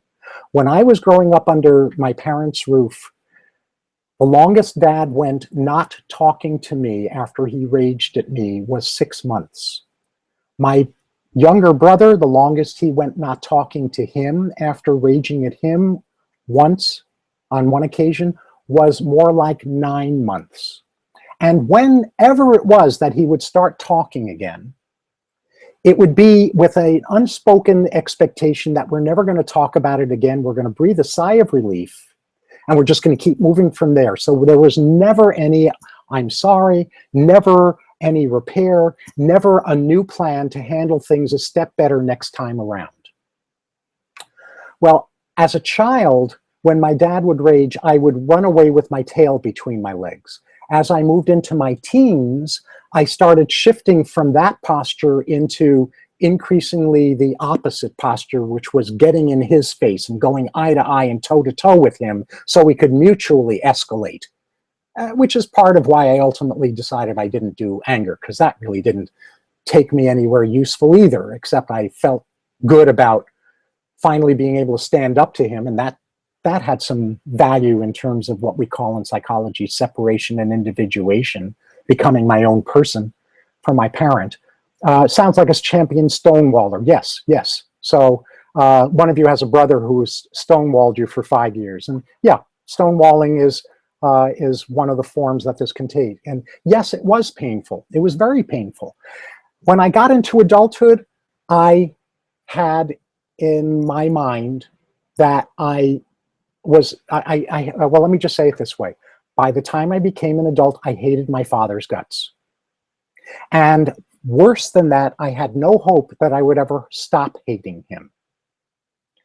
Thank goodness, through a combination of really good therapy that I started going through in my late teens, early 20s, combined with my teachability, my willingness to heal, by the time I was 28 years old, I had finally had a miracle. I had reconnected with love, authentic, heartfelt love toward my father. I grew up on the East Coast. My parents lived on the East Coast. At the time I was 28, I was already out here in San Diego, where I live and have lived since 1975. And I was back east visiting my parents. And when I arrived home, I took one look at my dad, and I was very concerned, and not just concerned for him, but selfishly concerned too, because what I saw was his skin color was yellowish. It was a yellowish skin color. A number of you are saying that sounds like your dad, and this. So immediately, where I went to was, oh my God, I hope Dad isn't getting jaundiced with this yellowish skin color. And I knew that my father hated physicians, hated going to physicians, refused to go to physicians. But the selfish part was, I'm saying to myself, oh, great. Here, I have finally found authentic love for my father, and now there may be something wrong with his liver, and he's going to die on me, maybe. So that was the selfish part of it. But I was concerned authentically for him as well. I knew if I sat down with him and said something about this, that he was going to blow up. So I picked a setting that was a public setting where I knew he wouldn't blow up. When I said this, said to him what I'm about to say to you, that this is what I said to him in this public setting. Dad, I want to let you know that I'm concerned about you. And then all I did was, yeah, that's right, yellowish skin color sounds like a kidney or liver problem. What did I say? I meant to say liver. I did mean to say liver. Maybe I said something different. So, because I was thinking jaundice, right? And so I say to him, I have a concern about you. I'm worried about you. And then I did no interpretations, no editorials. I just observed to him the visual things that I was seeing, like the yellowishness of his skin. So just description. And I said to him, I know you hate going to doctors. I'm going to ask you if you would be willing to consider doing me a personal favor. Would you be willing to see a physician just to rule out that there's something significantly wrong? Because I'm afraid, and I'm hoping you'd be willing to alleviate my fear. So I'm very, very satisfied and happy with how I have expressed my concerns to him. Very lovingly, very non-judgmentally, and as a request for a personal favor with an expression of authentic love toward him. Well, Dad did a blow up, and it was a silent blow up. It was an under his breath blow up because it was a public setting, and completely stopped talking to me. A few days later, he was still not talking to me. We were in the car driving. We, meaning I was driving, my dad was in the front seat next to me, my mother and my brother were in the back seat. And when the other part of Dad's pattern was that if he did get angry at you, if he did rage at you and stopped talking, if you didn't apologize to him within whatever period of time he thought was appropriate, he would pick the fight up again and reactivate the fight and get angry all over again before finally doing a long-term silent treatment. So this is what Dad did in the car. So I'm driving, he's sitting next to me, and he says to me, "How dare you play doctor?" Those were his words, his first words. And of course, he was trying to hook me into fighting with him, which is what I had been doing previously to having this healing of love for Dad. And it didn't work, and I didn't get hooked. And I said to him, "Well, Dad, you know, I'm obviously not a physician. I'm a psychologist. And as a psychologist, I've had some training in the body, and what has gone along with that is enough training to know what I don't know about the body. But Dad, I am a doctor," because I had my PhD in psychology at that point. Well, so that didn't work. So then his next parry, his next attempt to hook me was, and pardon the vulgarity here, but I'm giving this to you word for word the way it happened so that it's real. He says to me, "You're a bullshitter." And again, he didn't hook me. There was nothing triggerable in me that was looping still that could land in me. And so I said to him an honest truth, what I said to him was, "Dad, you know, you're right. I have been a bullshitter, and I've been working on it, and I think that I still have my moments of being a bullshitter. But Dad, this is not one of them." Now steam is starting to come out of his ears because he is unable to get me hooked into the war of rage. And so his final attempt to hook me was, he starts telling me about research on livers. Now, my dad had more IQ points than I. And I was shocked sitting there listening to him because something was happening that I had almost never heard come out of his mouth. Everything he was saying about research on livers was wrong. And this is when I started to lose it just a little bit, not too badly, just started getting a little bit escalated. And I said to him, "Dad, you know, I'm just in this moment realizing that I come by my bullshitting honestly. I got it from you. Now, Dad's hands are literally coming out toward me to strangle me, except he remembers that I'm driving, so that's not going to be a really good idea." And he lapses into this absolutely furious silence. And that was the moment I had a miracle, because I still wasn't hooked. And the miracle was that I heard something inside me because I had completed my anger with him. I was no longer looping with him, expecting him to be different in order for me to be okay. And what I heard inside me for the first time in my life at age 28 was something I immediately said out loud to him. And this is what I said to him: "Dad, I am just in this moment for the very first time realizing that I don't know how to love you in ways that feel like love to you. And I've never known how to love you in ways that feel like love to you. Will you teach me how to love you in ways that feel like love to you?" And it was authentic and heartfelt from me in that moment. And it was an in the moment, spontaneous aha. It really was a miracle shift. And my dad's furious silence melts away into a deeply thoughtful silence, and tears come to the eyes of this World War II veteran who was not a crier. And this was a holy silence. This was a sacred silence he had lapsed into. And that was a silence that I would not ever interfere with. I just kept him company for however long he needed to be in that that sacred silence. And after a number of minutes, still with tears in his eyes, he says to me 3 sentences that touch me deeply to this day that I will never forget. I'd like to do that.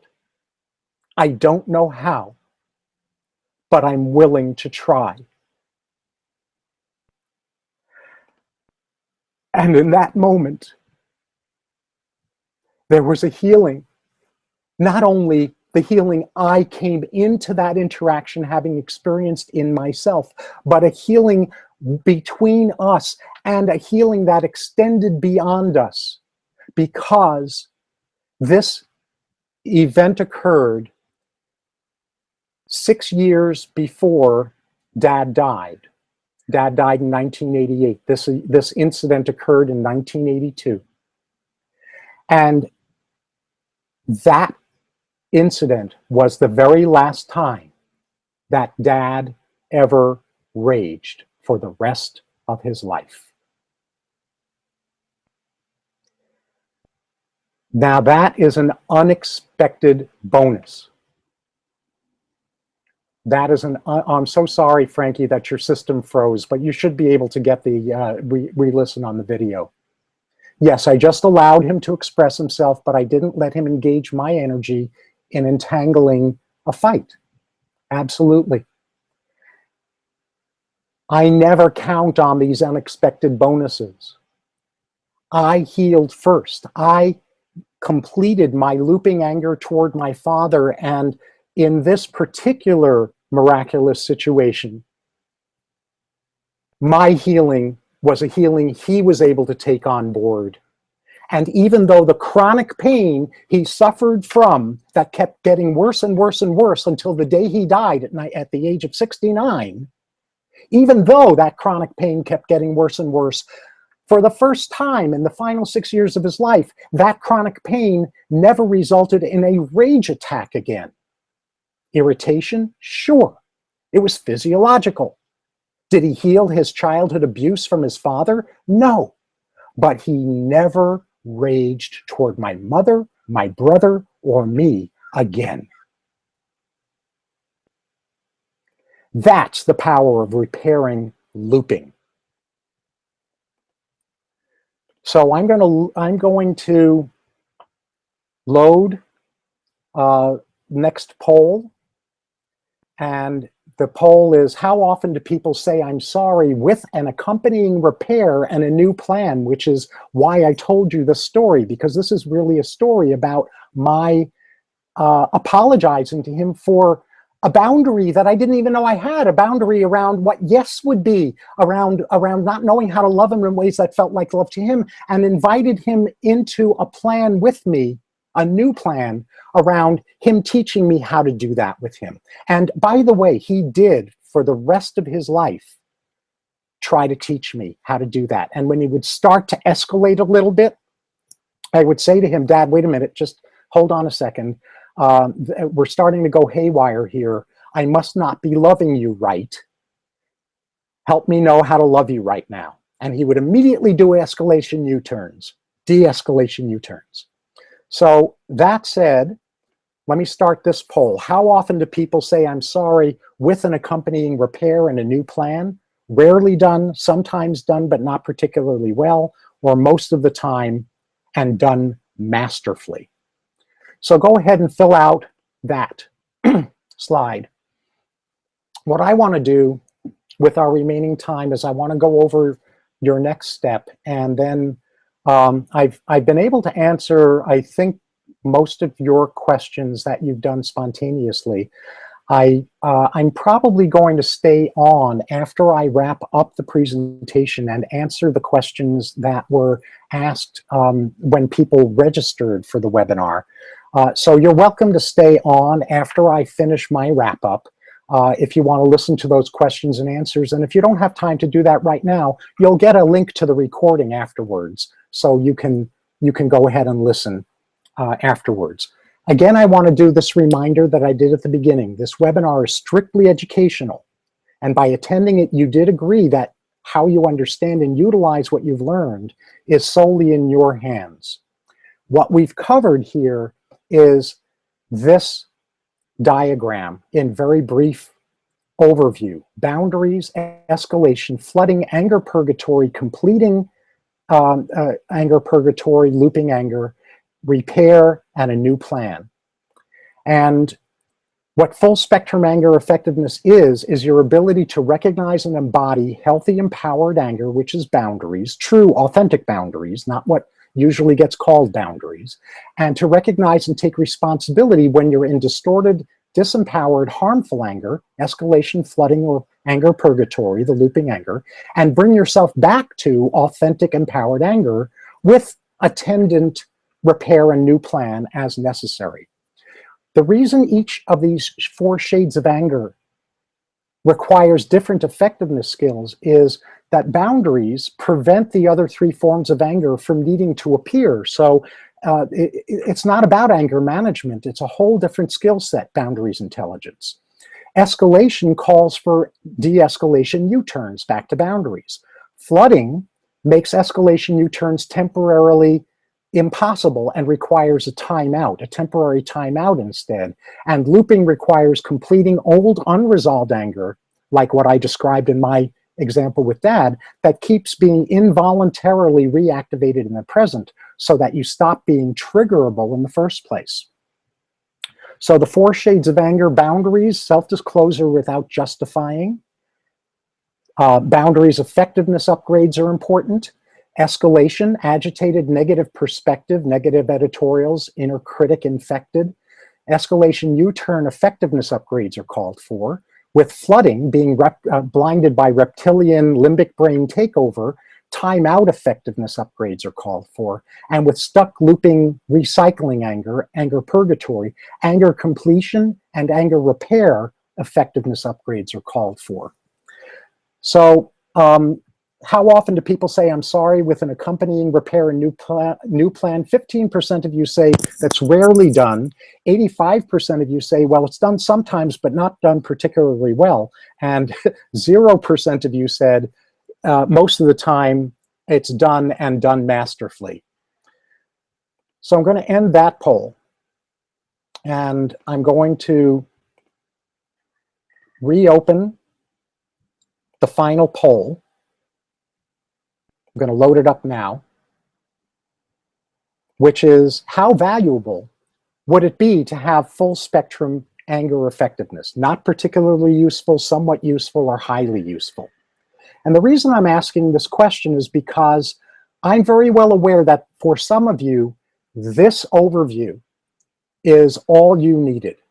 And if that's true, I'm delighted, because as I said at the beginning, I cannot let this brilliance that grows on and stands on the shoulders of what they did at the University of Arizona over that 20+ year period, I can't let it die.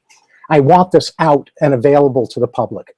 But if this was something that was a starting place but not an ending place for you, I do have a 9-hour training program that I'm going to be doing online, the Full Spectrum Anger Effectiveness System training program, where each of it's going to be 6 90-minute modules, so a total of 9 hours. That includes a webinar for each module, accompanying worksheets, an audio and transcript of each webinar later when they're done, and a private Facebook conversation group for participants. This is not anger management training. That's all about symptom control, and you can get that in plenty of other places if what you want is anger management. This focuses on anger prevention, completion, and repair mastery. It is also not a course in assertiveness training. That you can get in plenty of other places too. That's about learning new behaviors without the accompanying inner shifts. This is going to focus on stepping into your authentic, effective, collaborative personal power at home, at work, and in community. In other words, full spectrum anger effectiveness system. This system provides you with key foundational life skills for authentic, empowered, collaborative integrity. And I'm going to be going over 5 simple systems in one. Helpful anger expression system is boundaries intelligence, escalation U-turns and flooding recovery systems, looping freedom system, anger completion system, an effective apologies system for repair and new plan. And the bonus webinar, the 6th of the webinars, will be a troubleshooting mastermind webinar. And let me think about this for all of that and 9 hours of the webinars. I'm not even going to go over how I've been scolded about this pricing. Even the pricing that's the real pricing, 147 for this, I've been scolded as being too low. But I just want this out. So the cost for this is $97 if you do an early enrollment by June 23rd. I'm going to give you the link to it in a moment. By the way, 100% of you say that having full spectrum anger effectiveness would be highly useful. So I'm going to end that poll. And what I want to do is to switch over to this, because there we go. So it should be displaying right now. Lillian, who's on the call or was on the call, you may still be on the call, said something like this in Facebook the other day: never in a million years did I imagine that anger effectiveness had anything to do with living whole and a life of integrity. Our team is buzzing about it. I'm eager for more. If you're eager for more too, you can click on the button that has appeared in your webinar page. It says, yes, I want in. And you can get the $97 rate if you do that now or until June 23rd. That's your early responder discount. And if you need a link outside of this, outside of this webinar, it's drgruder.com, anger effectiveness. drgruder.com, drgruder.com/ anger effectiveness. So here's what I want to close the pre-question and answer portion of this with, is this to leave you with before we get into Q&A. Indulging anger is never justified. Ignoring anger is asking for trouble. There is a third alternative: anger literacy and effectiveness. So with that said, oh, there's my Q&A. Maybe my Q&A disappeared. Oh, that's what this symbol is for. Questions. All right, I'm just going to leave this screen up while we do question and answer. I'll leave it up for a little while, and then I'm going to switch it back over to me so you can see me. In fact, I think you have been. Let's see. Are you looking at me now? No, you're not. You're looking. No, you are. You haven't even seen the screen for a while, have you? I never went back. I know what it was. After my story, I never went back to this. So you want in, but you're in a coffee shop without your credit card. No problem. No problem. You can do it at home. Not a problem at all. Yes, this will be a great boon for your EFT practice. And Kenneth, I'm so sorry. I didn't realize until now that you were missing the slides. Catherine, you said it too. Switch back to the presentation. The screen is on you. I missed it. I'm so sorry. But again, you can watch the video, and you'll see the slides when you rewatch the video. My apologies on that. I got really wrapped up in the story, and that's why I totally forgot to put the screen share back on. So what I'm opening up right now is the questions that I received prior to this webinar. Here they are. Will there be a replay option? Yes, you're going to get the link to it. So be looking in your email for that. My co-parent, a queen of anger, admits to using anger to get her way. She's modeling this to our child and has been violent with both my child and me. What should I do? Well, again, this is just an educational webinar, so I'm not in a position to give you therapeutic advice, but how to handle abuse situations, again, is beyond what this webinar can address. But remember, training like what I've covered in this webinar and in my full spectrum anger effectiveness course, even though it's not psychotherapy or counseling, it's only education, it may very well be that asking her to watch the recording of this webinar may open up her teachability.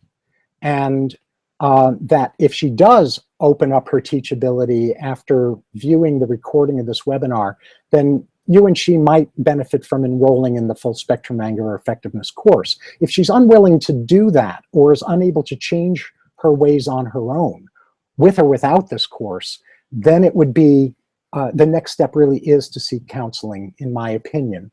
If she is unwilling to participate in the counseling, get into counseling yourself and be prepared for the possibility that she might leave if you have no alternative but to but be prepared for the possibility that she might leave you no alternative, forgive me for that wording, but that she might leave you no alternative but to file a child abuse report after you've first done your prudent pre-planning and risk mitigation, which you should do with a trained professional. Some clients in my EFT practice have anger rooted. Yeah, will I email the link? Yeah, I can email the link. That's not a problem at all.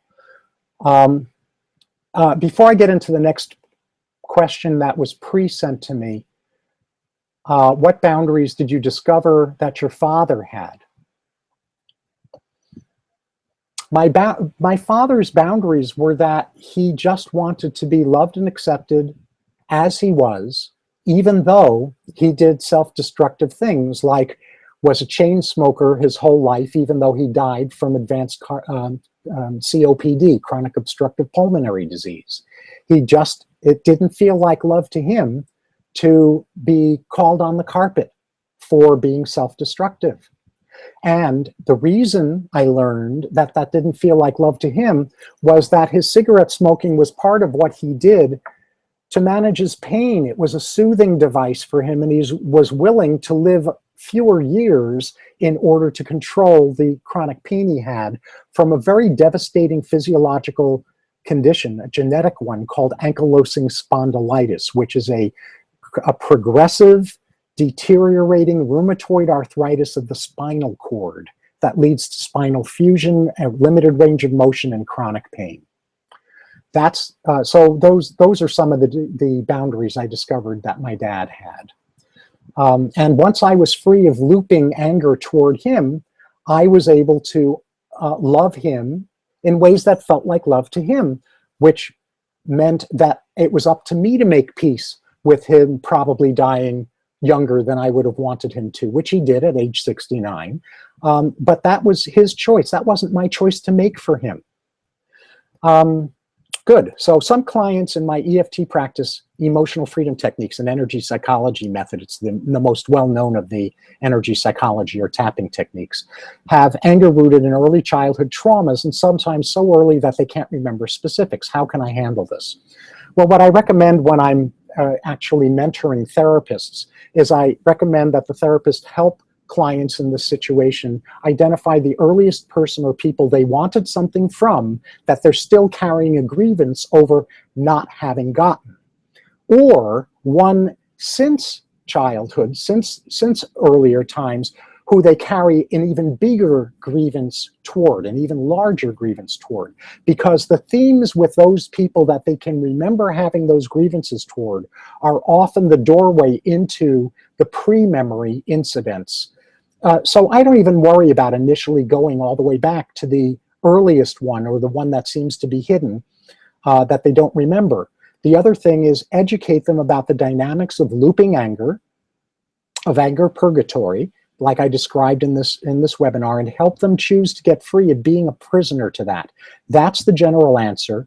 We'll go into much more detail about working with looping anger in the full spectrum anger effectiveness course.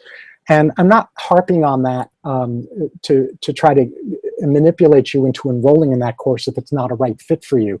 I'm really saying this because I can only cover so much in a webinar this length, and I really need more time to do a deeper dive to answer those kinds of questions in a fuller way. And I'm sure that those of you who are listening to this can appreciate that. What I'm going to do right now as I continue to answer questions, as I'm going to switch back to me being on the screen so you can see me. And I'm going to continue answering questions from here. In fact, let me switch my screens so that I can read this and be looking into the camera at the same time. How do you deal with people who shovel anger under the rug? Well, the first thing you do is you access compassion about their not knowing what true, authentic, pure anger is, and engage them in conversation about their boundaries and the bridges between your boundaries and theirs. If you've got mastery with collaborative boundaries and they're still not responsive to you doing that or attempting that with them, then you're probably dealing with someone who's in looping anger, in that most difficult form of anger to, unhelpful anger to deal with, and who has an indirect expression style on top of that. So unless you've got mastery with your own looping anger and training and facilitating others with theirs, perhaps the best thing you can do in a situation like this, as well as like before what I said, is to invite them to view the replay of this webinar, and we will go into more detail in the full course on this. What do I do with a friend who instantly attacks me instead of my requests? Before I answer that, let me go back to your questions. Yes, so I will email the link.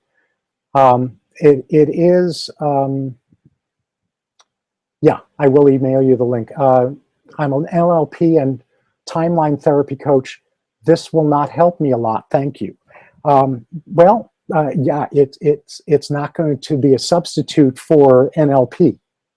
But if your clients do not understand these basics about anger, my experience is that NLP, timeline therapy, and all other forms of therapy have only limited value in resolving in resolving looping anger. You can do some of that with timeline therapy, but what you can't really do is give people anger literacy through doing NLP.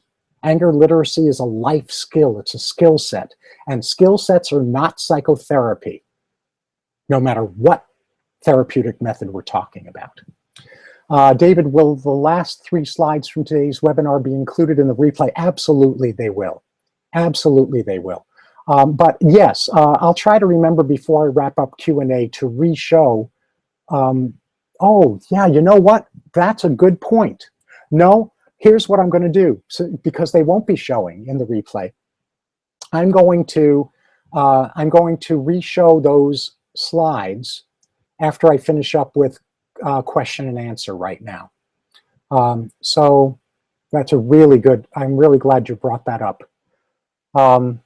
And thank you, Helen. You just registered, very excited to get this training.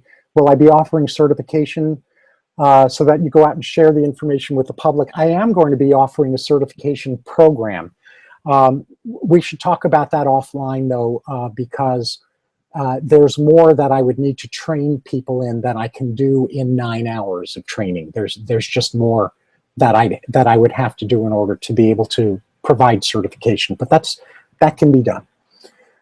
What do I do with a friend who instantly attacks me instead of listening to my requests? Find compassion for their escalation, flooding, or looping. Ask them if they're willing to join you to find a better way.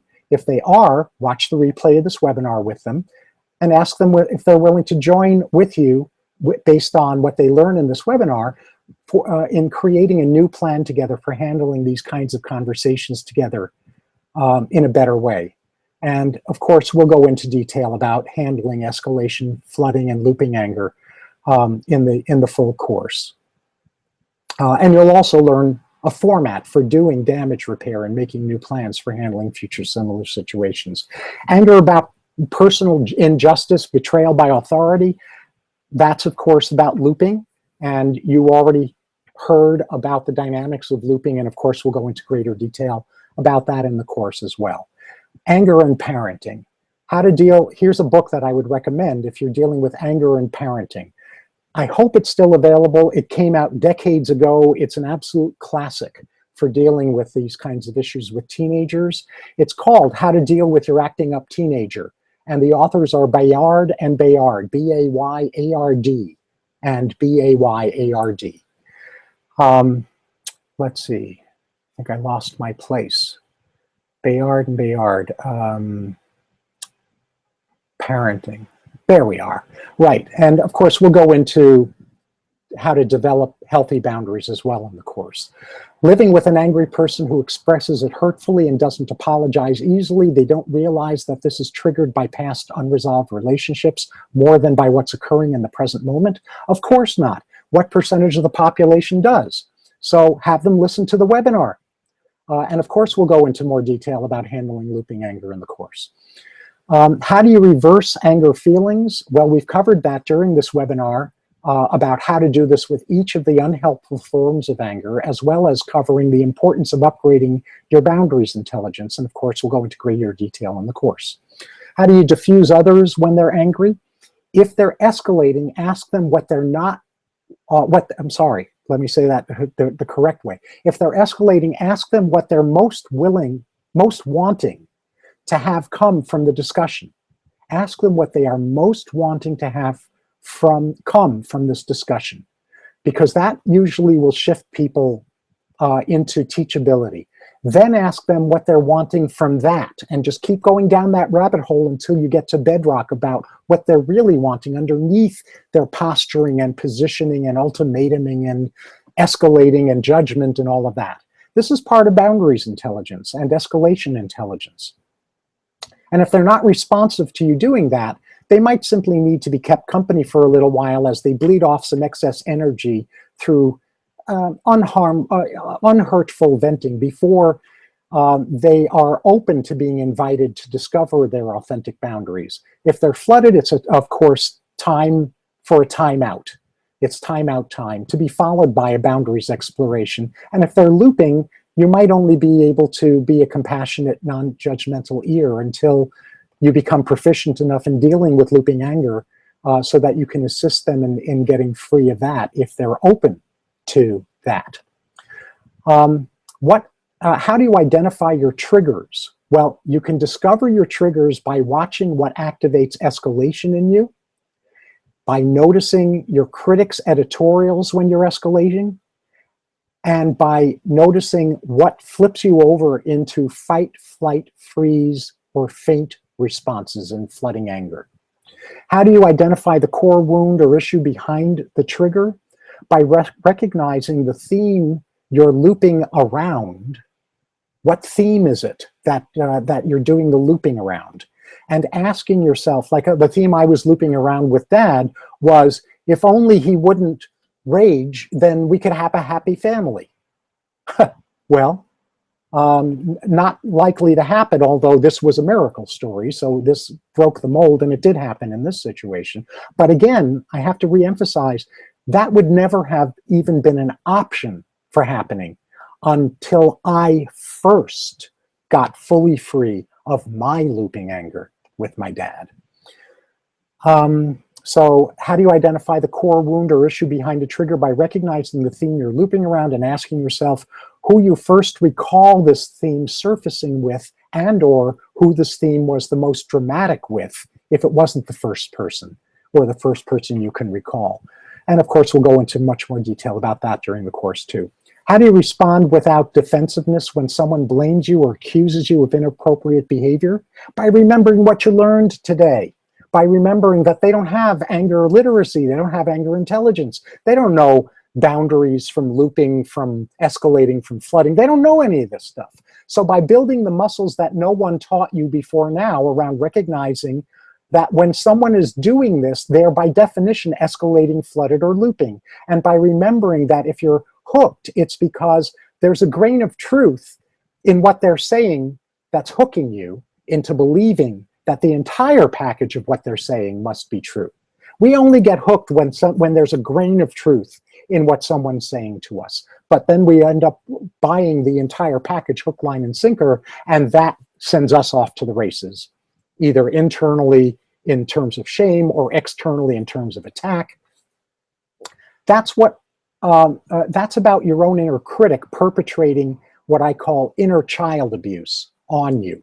And we'll go into detail about this in the course too.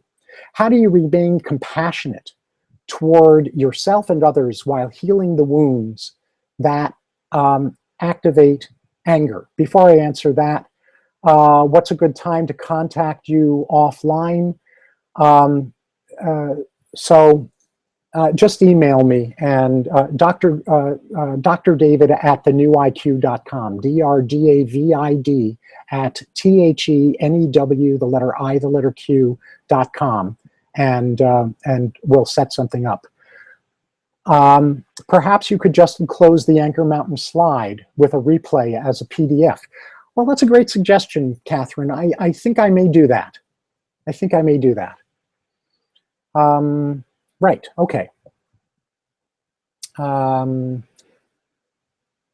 how do you remain compassionate toward yourself and others while healing the wounds that activate anger? Always keep in mind that not even most therapists know about anger, what all of you now are starting to know. Most therapists don't even know this. So, and I don't say that to blame them. They haven't been exposed. Like I said, the folks at the University of Arizona in their psych department, they were brilliant clinicians, academicians, and researchers. They weren't entrepreneurs. It's not the therapist's fault that they haven't heard of this stuff. In addition to keeping in mind that most therapists don't even know what you're starting to know, to go more in detail, always keep in mind that escalating anger is contaminated by inner critic judgments. It's not pure, authentic, helpful anger. And the more you upgrade your anger literacy, intelligence, and effectiveness, the more compassion you'll find toward both yourself and others when working on the underlying wounds. And the better you'll get at recognizing and completing looping anger, the better you'll get at healing the wounds that trigger your anger in the first place. We'll go into that more in the class as well. What do you do when you have difficulty connecting with self-directed anger in real time? Well, you forgive yourself for never having been provided anger literacy, intelligence, and effectiveness training before now. And you discover how learning to direct anger toward yourself in unhealthy ways was a life-saving tactic at the time you first invented it.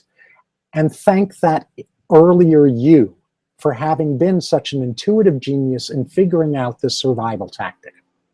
Practice noticing your sensations and other symptoms that are going on when you're directing anger toward yourself. And when you notice these, practice asking yourself about the boundary you've got that you didn't know you have, or had hoped you could get away with not honoring, or haven't developed the boundaries literacy in order to be able to honor it effectively and compassionately, either collaboratively with the other person or without their cooperation if need be. We'll go into that in the boundaries module of the course. How can I keep life's disappointments, both personally and professionally, from angering me? Well, become masterful at harvesting gifts.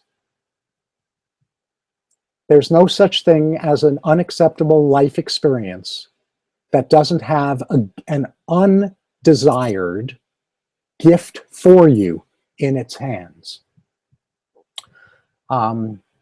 And I may tell another very powerful story about that during the course.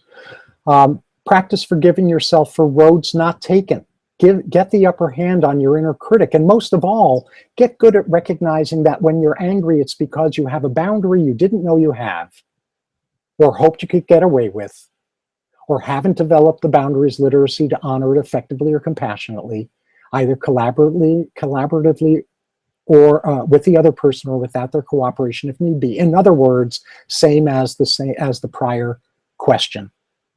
Same as the prior question. I'm so glad this is like life-changing stuff. I totally understand your need to get off the phone, to get off the webinar. And again, remember, you can watch the rest of this and listen to the rest of this when you tune into the replay. Is this applicable with borderline personality and DBT, which is short for dialectical behavior therapy, another therapeutic approach? Yes, though, as you now know, this webinar hasn't been about how to do therapy. But that said, teachability is the key to all change, no matter what the diagnosis or lack thereof, and no matter what the therapeutic method is that's being used. My experience is that those who are teachable tend to be extremely grateful for this kind of framework that I've been going over with you today, and that because of it, they become much more devoted than ever to becoming masterful in how they deal with all 4 shades of anger, as well as with damage repair.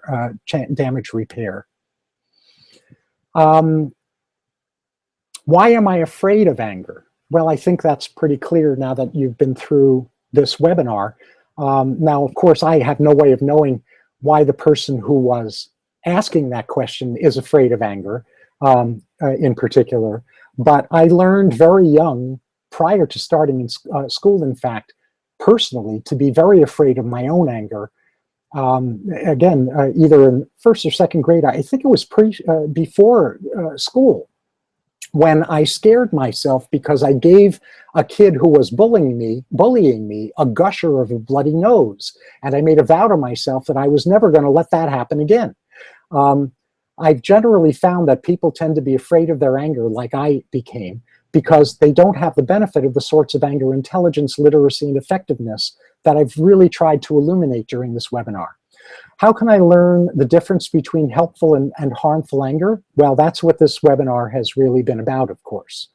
How help my emotional responses work more closely with my intellectual understanding? Well, my hope is that the full spectrum anger webinar system that I've introduced to you today has given you a framework for aligning your emotional responses with your intellectual understanding and realigning those two when you get flooded and have recovered from flooding. By the way, thank you to those of you who are, and there are quite a few of you who are still tuning in and listening to the Q&A. I'm into the home stretch now with Q&A, and then I'll go through the remaining slides that I forgot to show on the screen. Rage response, reasonable response to stimulus. Example, a plastic cup containing water falls to the floor and spills the water, and rage is the reaction. Well, this always results from not doing escalation U-turns, from an inner critic takeover, and/or from looping anger. So you now have a framework for dealing with those shades of anger in a different kind of way, and of course we'll go into greater depth during the course. Redirecting anger into productivity, that's what boundaries intelligence is all about. We'll go into this in greater depth as well. How do you redirect anger into productivity? That's all about boundaries intelligence, like I said. Feelings of hurt turned into pain. Well, this is what inevitably happens because so few of us learn to develop right relationship with the only helpful form of anger that exists that never gets called anger, boundaries, or at least the no and ouch aspect of boundaries. And so you've got a framework now for getting free of your hurt and restoring your authenticity. Biological causes of anger, such as heavy metal toxicity. My husband projected a lot of anger at me. Ex-husband, actually, projected a lot of anger at me, which he denied. After our divorce, he discovered he had high levels of mercury and lead toxicity. He's been doing chelating therapy since then, and says he feels a lot less angry. Well, you know, think of anger. Here's back to my dad's example, which is why I used that in this webinar. Dad didn't suddenly stop being angry after we had this massive healing. He stopped raging, but his physiological chronic pain still caused him to be chronically irritable. So think of the difference between the physiology and the psychology. It's kind of like, and forgive me for this analogy, but I think you'll understand where I'm going with this. It's kind of like PMS, where biochemical, being out of whack temporarily biochemically, leads to a heightened state of irritability or depression or whatever it may lead to. But when this translates into anger, the irritability is simply magnifying emotions that were already there. And that's what I was explaining with my dad, that my dad had irritability, yes. And he had unresolved childhood abuse issues, yes. But the physiological part of it was aggravating the childhood abuse issues. It hadn't caused the childhood abuse issues. It's both and, not either or. Same thing with marijuana and anger. This person says, I've noticed a lot of angry people like to smoke pot regularly. They're much less angry when high, even if they're not stoned. But when they come down, they get easily annoyed or angry. As our society legalizes marijuana more and more, which I think is a good thing, this person is saying we need more education about the problems with regular consumption. And again, biochemical imbalances like a depression or irritability when coming down off of pot or other drugs, caffeine or nicotine, can definitely lead to heightened irritability. But when this translates into anger, the irritability is simply magnifying emotions that were already there, like I was saying before. And in an angry society like ours, anger literacy is a must, regardless of marijuana consumption. How to shift a trigger into positive action? Well, escalation U-turns, anger completion, and repair a new plan. And last one was how to deal with scary bosses and sullen, angry, distant coworkers. Well, I have four specific recommendations there. First is get good at not being toxified by or judgmental about their anger or literacy. We're all in this boat together. We're all bozos on the anger bus. The second is give them venting room to give them a chance to do an escalation U-turn and recover from flooding before attempting to move into problem solving. Premature problem solving is a very foolhardy thing to attempt. When people's brains are offline, when their limbic system is running them and their cortex is turned off, that is never the time to try to do problem solving. The part of their brain they need in order to do that is offline. That doesn't mean don't do the problem solving ever. It means don't do it then. Wait until they're out of flooding. Third recommendation is get good at boundaries intelligence, including making new collaborative plans to handle future similar situations effectively. And fourth, in a work situation, if you see evidence of chronic looping anger, you may have no choice but to take it up with HR, with the HR department. And just remember that if you do that, you're going to want to have them access my full spectrum anger effectiveness system, simply because the anger management that they're going to be tempted to try to do doesn't work with looping anger. Those interventions aren't likely to be enough to help with that. So that's what I've got in the way of questions and answers. And what I'm going to do now is that I'm going to go back over to screen share and share, and I'm going to let me make sure I'm going in the right direction. Oh, yeah, I was going in the right direction. Let me back up to where I forgot to put the slides back on, and I'm going to go through those steps. So this is where I forgot to put the slides back on after my story with Dad. Again, I apologize. I got so wrapped up in retelling that and re-experiencing that really sacred, holy moment of miracle that I forgot to re-engage the screen share. So unexpected bonus, Dad, bonus. Don't ever count on this because it doesn't usually happen, but sometimes it does. Dad ended his rageaholism. So poll number 6, you already filled out, so I'm not going to spend time on that slide. Your next step, the reminder about this webinar only being educational, it's not therapy, it's not counseling, and that you, by attending it, as I said at the very beginning, you agreed that how you understand and utilize what you've learned is solely in your hands.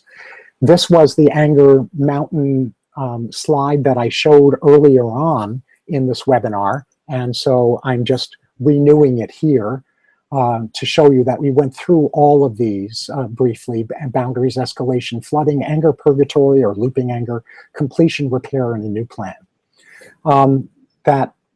This is a review of the original slides, worded slightly differently, but full spectrum anger effectiveness is your ability to recognize and embody helpful, empowered anger, which is boundaries, and your ability to recognize and take responsibility when you're in distorted, disempowered, harmful anger, otherwise known as escalation, flooding, and anger purgatory or looping, recycling anger, and bring yourself back to authentic, empowered anger with attendant repair and new plan as necessary.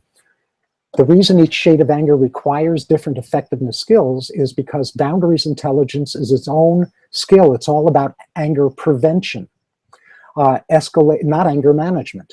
Escalation calls for U-turns back to boundaries. That's where things like anger management and DBT, dialectical behavior therapy, can work, but not unless. But the only way that they really work is by redirecting the person back to discovering what their boundaries were and how to honor those in good ways.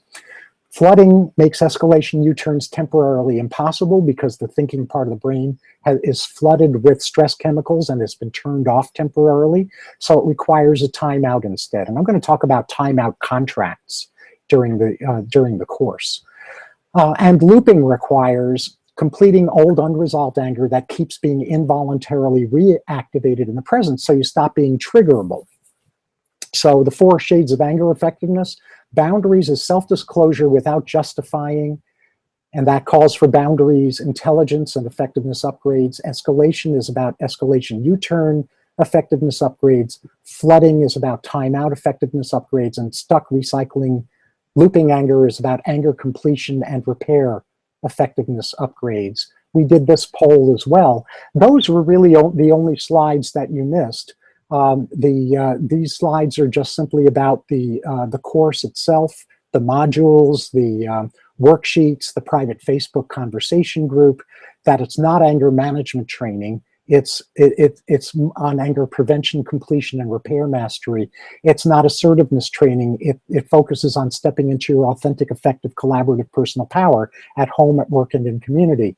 It's really about providing you with key foundational life skills for authentic, empowered, collaborative integrity. And these are the systems that we're covering in the course.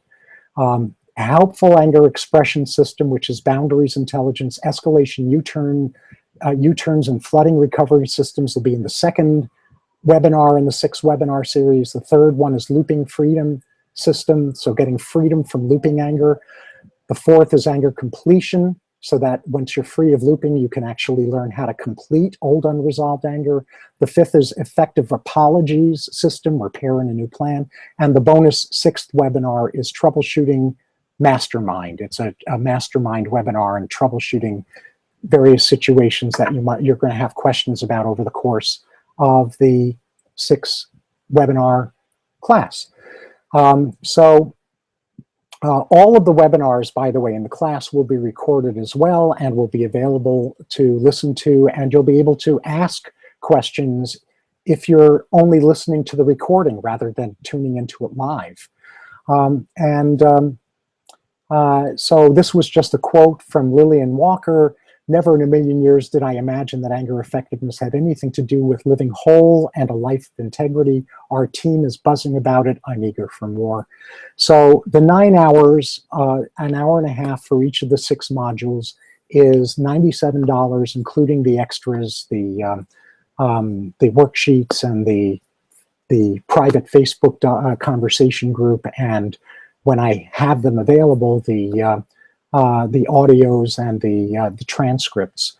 And the early responder $97 discount ends on June 23rd. So make use of that $97 discount, although if you miss it, $147 for this is still, according to people who scolded me, a real bargain. And that is basically about your full spectrum anger effectiveness system. So again, I'll end with where I started. You're so welcome, by the way, Cynthia. And indulging anger is never justified. Ignoring anger is asking for trouble. The third alternative is anger literacy, anger effectiveness. And that's what this webinar has been about. And that's what you are going to be able to take advantage of in a much more deep dive way in this 6-webinar course. And again, to register for that, it's drgruder.com/anger effectiveness, or just click on the button right in the webinar on your screen. That's what I've got for today. Thank you so much for being on this call. Thanks to all of you who are still listening all the way through this over 2 hours after we started. And I'm very grateful to you. I hope it's been really, really valuable. And I hope you'll spread the word about this, because our society really needs a framework like this. And I don't know where else they're going to get it, frankly. So if you do, tell me about that too, because I want to know where else they get it. They could get this kind of stuff from. So that's the end of this webinar. Back to my face so that I can say goodbye for now. And I hope to see you in the 6-webinar full spectrum anger effectiveness system course. Take care.